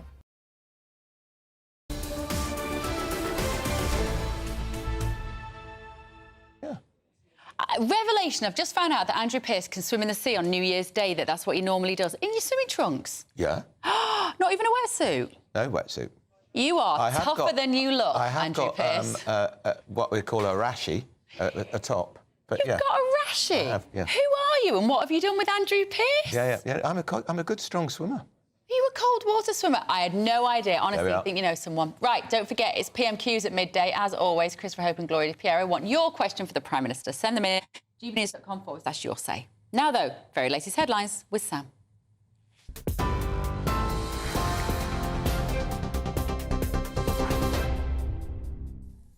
Very good morning to you, 11:34. We start with some sporting news, and Prince William has congratulated Thomas Tuchel on being named the new England head coach, telling him, "We're all behind you." The Prince of Wales, patron of the FA, said in this personal message posted on social media, "Exciting times for England with a generation of talented players and a new manager taking the reins," adding, "Thomas, we wish you the best of luck." Well, Tuchel, best known for his time at Chelsea and Bayern Munich, will officially take over in January. He has already won the Champions League and worked closely with England captain Harry Kane. The concerns remain over his fiery reputation. In other news, inflation has dropped below the 2% target for the first time in over 3 years. Figures for September show it fell to 1.7%. That's the lowest since April 2021. Analysts had expected it to fall to 1.9%. And now warn that it could continue to rise again with higher energy costs on the horizon. The ONS says that lower petrol prices and cheaper airfares drove the drop. However, food inflation picked up again faster than it did in August. Treasury Chief Darren Jones says it's still good news, though, for British families, adding the government is determined to fix the economy to ease pressure on households. Good news for family finances that inflation has fallen below 2%. But of course, there's more work to be done to protect working people and bring stability and growth back to the economy, which is what the Chancellor and this government is doing now and in the run-up to the budget at the end of October. The debate on assisted dying is intensifying as new legislation set to be introduced in Parliament for the first time in nearly a decade. Dame Esther Ranson, who has stage 4 lung cancer, has called for careful legislation, sharing her fears of a painful death and urging the public to write to MPs ahead of that vote. Meanwhile, veterans with PTSD have reportedly been offered assisted suicide as a treatment option in cancer, raising concerns over the misuse of the law. Campaigners on both sides are gearing up with a demonstration planned at Parliament Square, and the current law bans assisted suicide in the UK with a maximum sentence of 14 years. A ship carrying the first group of migrants from Italy has arrived in Albania, kicking off a new controversial asylum plan. The Italian vessel carried from Lampedusa on Monday 16 men from Bangladesh and Egypt, all rescued in international waters. Italy says the scheme could see up to 36,000 asylum seekers sent to Albania each year, but only non-vulnerable men from countries it deems safe would be eligible. And Beirut has been rocked by Israeli airstrikes, the first in days to hit the Lebanese capital. Those strikes come as tensions continue to escalate in the region, with Washington now stepping in. The Biden administration has given Israel a 30-day ultimatum to improve humanitarian conditions in Gaza or face military funding cuts. Reports suggest that at the moment Israel is blocking nearly 90% of aid movements as civilians in northern Gaza face a growing death toll and escalating Israeli offensives. Well, those are the latest GB News headlines for now. We'll just finish with a quick update from our sports reporter, Andrew Pearce, who joins me now. Andrew, what's the latest on the Thomas Tuchel situation? Disaster. That's what's the latest. And I couldn't care less what Prince of Wales thinks either. He's got it wrong. We don't want a German. Can we have an Englishman, a Scotsman, a Welshman, or a Northern Irishman? Andrew, I think we can leave it there. I would stick to the day job. Those are the latest headlines from me. Back to Bev and Andrew. For the very latest GB News direct to your smartphone, sign up to News Alerts by scanning the QR code or go to gbnews.com/alerts.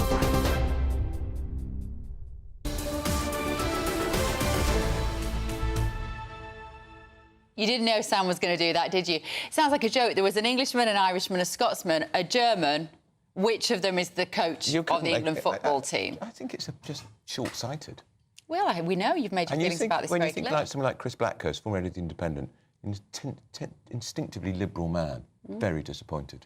Very disappointed. What does it say about all the money that Premier League generates in football that we can't plough that back into grassroots football and grow a decent manager? That is the question, isn't it? Grow a decent manager. Thomas Tuchel, German, has been confirmed as England's new head coach by the FA. He becomes the third non-Englishman to take the role after Sven-Göran Eriksson and Fabio Capello. Let's talk to the sports broadcaster Chris Scudder, who will know all about Thomas Tuchel, I'm sure, in a way that Beverly and I don't.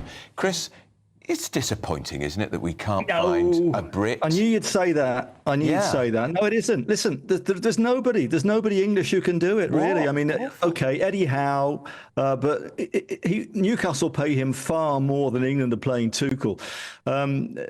Listen, the record of English coaches is pretty terrible. The last major honour, you've got to go back to 2008, Harry Redknapp.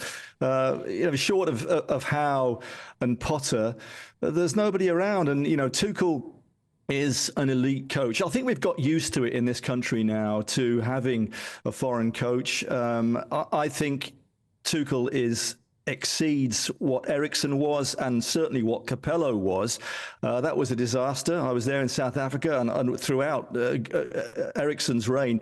Tuchel is a very pragmatic manager. He's a winner, and I don't think he really cares what people think. Now, potentially there might be flashpoints because every job he's had really has ended kind of fractiously. You think of his time at Chelsea where there was the takeover, Todd Bowley, it all ended a little bit acrimoniously. Bayern Munich last year, where he didn't have a great time and they didn't win the league for the first time in ages.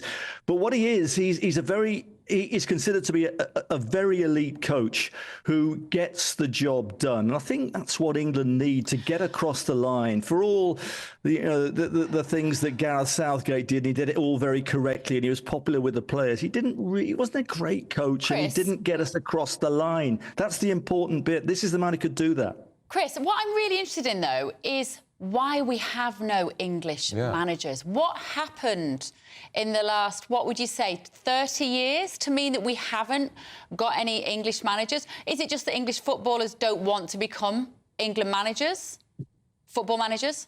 No, they do. I just think, the pathway's not there. I mean, the FA have been working on that, St George's Park and all the rest of it. And I think that's the one thing that's really fallen down over the years. Why isn't there this pathway of elite England coaches? There's just not enough of them. And I think we all know that. And the fact that, there has been 2 foreign coaches, this will be the 3rd one now. And you look at all the other major countries around Europe, they do tend to stick by their own, certainly the major countries. So, it's... I don't know. It's a bit embarrassing, is what it is, certainly. And Lee Carsley is considered a terrific coach, but he's not a great orator, is he? And I think we saw last week that it wasn't really equipped to handle what is let's face it, this is the biggest job in world football.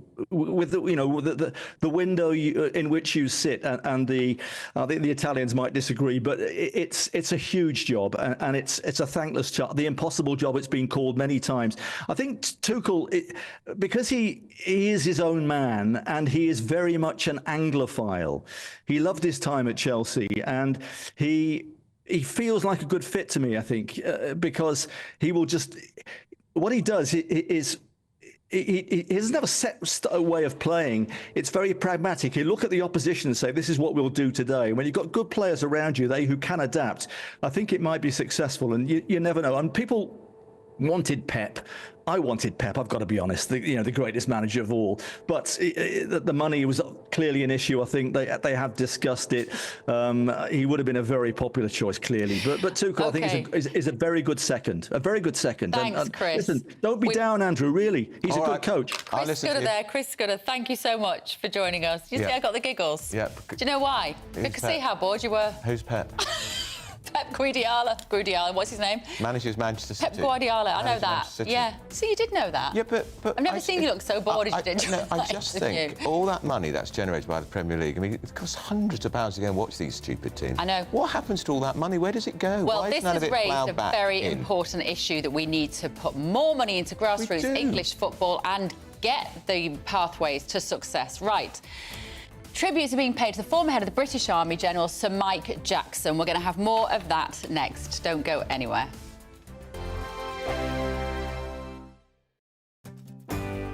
I'm Stephen Dixon, and thanks for joining us on GB News, Britain's news channel. Conservative MPs have finally chosen their top 2 for the leadership. And now, it's over to the members. Join me, Christopher Hope, tomorrow as Kevin Badenoch and Robert Jenrick are quizzed by Conservative Party members and myself at our GB News leadership event. And afterwards, join me, Patrick Christys, with a live studio audience and a star panel as we discuss what it means for the Conservative Party and what it means for you. Decision time, the race to lead, from 7 p.m. tomorrow, only on GB News, the People's Channel, Britain's news channel. GB News Breakfast, every day from 6 a.m. You know, is the fact that electric blanket sales going up actually a good thing? This means that people are switched on to the problems that the winter might hold, that they might have some defence against it, or is it a real indictment of a Labour government that they aren't going to be able to, support elderly people in their hour of need? Good morning, by the way. Morning. I think the sale of electric blankets may well be because we've had this cold snap because of the Arctic weather coming in from the north. However, I think it's an absolute reality that, as your clip said, that over 800,000 elderly people who are eligible for the winter fuel allowance, who can get pension credits, are struggling to apply. And so what is absolutely essential at the moment is that all of those older people who are eligible for pension credits do apply and do get what's owed to them. The benefits are owed to them. And the average that people will get through pension credits is about £78 a week. So that's definitely going to make a massive difference to people who are really struggling. What can organisations like yours do to encourage people to, educate themselves on technology and make that first step into the digital world, which is very intimidating at times? Absolutely, and that's what we do at Good Things Foundation. So we're a national charity. We work all across the whole of the UK. And in your clip there, you had Links Digital, and they're a member of what we call the National Digital Inclusion Network, which is a network of local charities, small local community organisations, food banks, job centres, old people's clubs. So anyone, any organisation at that local level. GB News, the People's Channel. Hello there, I'm Eamon Holmes. Thank you for joining us on GB News, Britain's news channel.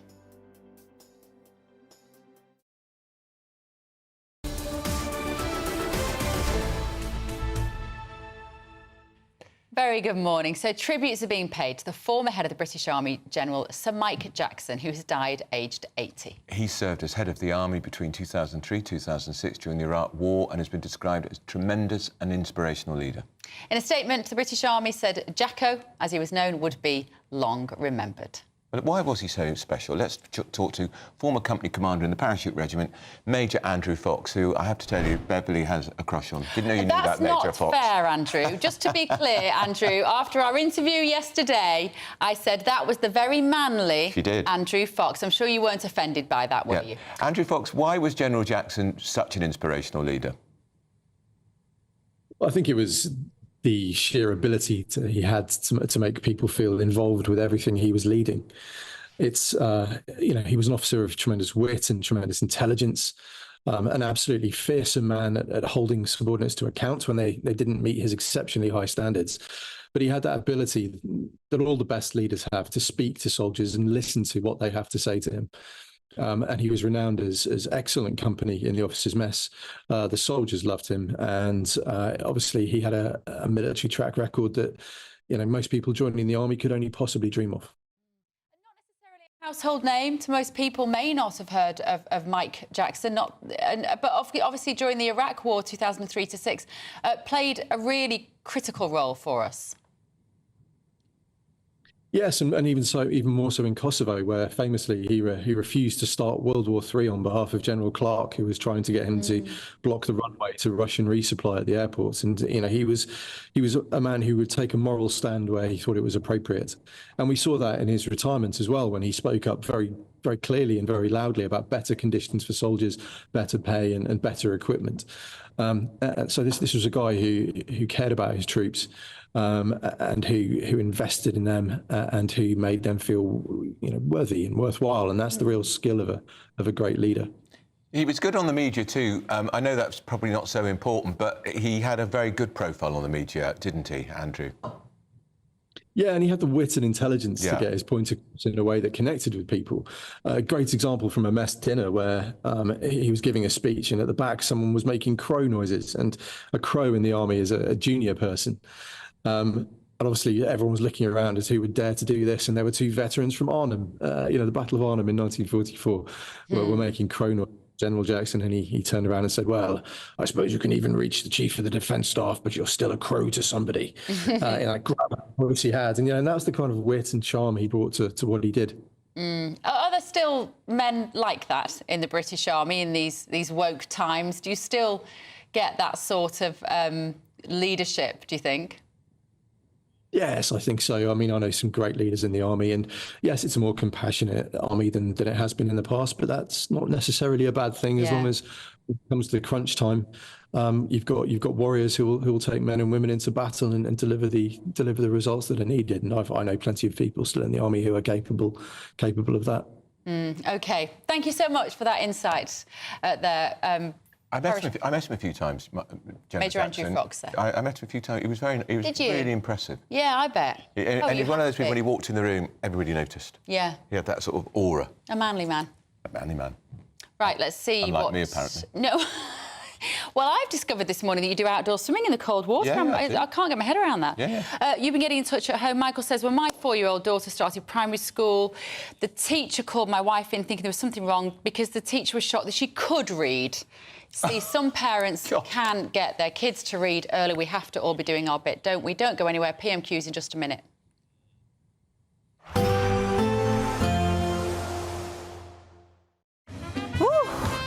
A chilly start will give way to a lovely, warm afternoon. Boxed heat pumps, sponsors of weather on GB News. Good morning. Welcome to your latest weather update from the Met Office here on GB News. For some, a real soaker today, but for parts of eastern England, it'll be mostly dry and really quite warm here. In fact, warm air has been wafting north for the past 24 hours, producing some heavy pulses of rain overnight. Met Office yellow warning in place. That heavy rain tracking into parts of Scotland through the day, and then further pulses of heavy rain for Wales and southwest England. Some drier interludes likely across Northern Ireland, and as I mentioned at the start, much of eastern England will stay dry. Parts of East Anglia, the southeast, should see some sunshine, which will lift the temperatures up to 20, maybe 21 degrees. Even where it's raining, really quite mild, but it's quite humid, it's quite dank, it's quite misty and murky, and further pulses of rain likely to spread up from France and over the Channel through the evening and overnight. So again, pretty wet through this evening. The evening rush hour on the M4, the M5, not very clever. Parts of Northern Ireland, again, not wet all day. There'll be some drier spells here, but more showers also coming up from the south. Turning a bit dry this evening across parts of Scotland, but again, staying pretty grey, pretty murky. A lot of mist and low cloud on some of the higher routes, and further pulses of rain then come across northern England into southern Scotland during this evening. And then it starts to turn wetter too over eastern England overnight, so some heavy bursts of rain coming in here. Then turning a little drier and a little clearer for Wales and southwest England. Another very warm night with many places staying in double digits and a few likely to stay in the teens. So yes, still pretty warm on Thursday, turning a little fresher, drier day, certainly for Wales and southwest England, some good spells of sunshine. We'll steadily see the rain clearing away from East Anglia and the southeast, taking a little longer to clear from northeast Scotland. A few showers later for Wales and the southwest and Northern Ireland too, but many places looking fine and sunny tomorrow, and although not as warm and humid as today, still temperatures above average. There will be a light breeze in the morning, leading to a warm front. Boxed heat pumps, sponsors of weather on GB News. We love making our audience big cash winners, and you really could be next with £36,000 tax-free cash in good luck. Good Afternoon Britain isn't just about us. The wonderful thing about this programme is it's about everyone watching. It's an interactive programme. Well, there absolutely is something to see here, and we're going to be talking about it more. Whether it's breaking royal news, Will, please bring us up to date. Or indeed a particularly punchy speech in the House of Commons. Very, very curious. We bring it to you live, and then we bring you live reaction as well. That's Good Afternoon Britain, weekdays from midday. Only on GB News, the People's Channel, Britain's news channel. Join me, Camilla Tominey, for a frank and honest discussion with those in power that cuts through the spin and gets to the heart of the issues shaping our nation. You haven't confirmed that you want to stand as leader, but you haven't ruled it out either. This report basically says that he's not fit to stand trial. Is he indecisive? Incompetent? I deliver the dose of reality Westminster needs. That's the Camilla Tominey Show at 9:30 every Sunday on GB News, the People's Channel, Britain's news channel.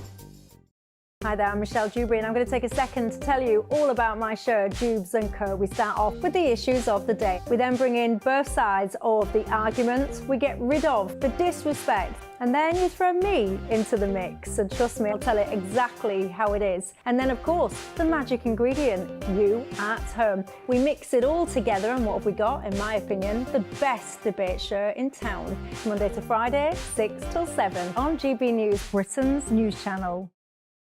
Mark Dolan tonight is your weekend dose of news, debate and entertainment. This sounds like a wild conspiracy theory. Don't miss My Big Opinion, Mark Meets, and My Take at 10. Democracy is a funny old thing. And we don't do boring, not on my watch. I just won't have it. Let's go and get another glass of that bubbly. You've earned it. That's Mark Dolan tonight, Saturday and Sunday, 9 to 11, only on GB News, the People's Channel, Britain's news channel.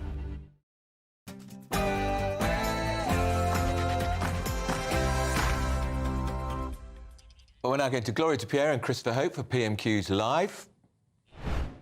It is the people's PMQs on this show, so we want to know what our listeners and viewers would be asking the Prime Minister, or indeed the Leader of the Opposition. Send us your questions, tell us who you are, and as importantly, where you're from. We'll put your questions to our panel, gbnews.com/yoursay. PMQs Live, the People's PMQs, is all about you. But first, it's about Bev and Andrew. What would you two ask the Prime Minister today? I'm asking him, is he not disappointed that England football team has appointed a German manager? Why can't they produce a homegrown manager for our national team? Appalling. Bev. And I think I would want to say, how is he going to apologise to the parents in Wales, 20% of the children being illiterate when they leave primary school under a Labour government down there? What is he going to do about that? Yeah, Labour in Wales is a familiar Tory idea, isn't it? To go Their questions get better and better every week. And Andrew's knowledge of football is surprising. But Andrew and Bev, thank you. It's fast approaching midday. This is GB News, Britain's news channel. PMQ's Live starts right now.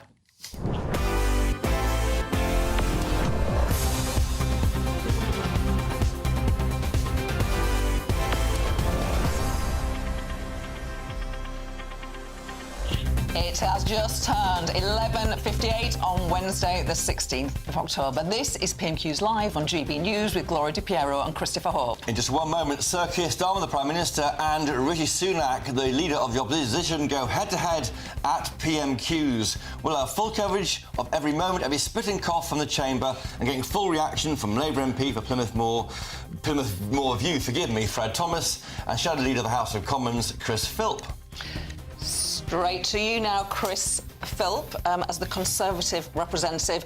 Imagine you are the leader of the opposition, you're Rishi Sunak. What are you going to go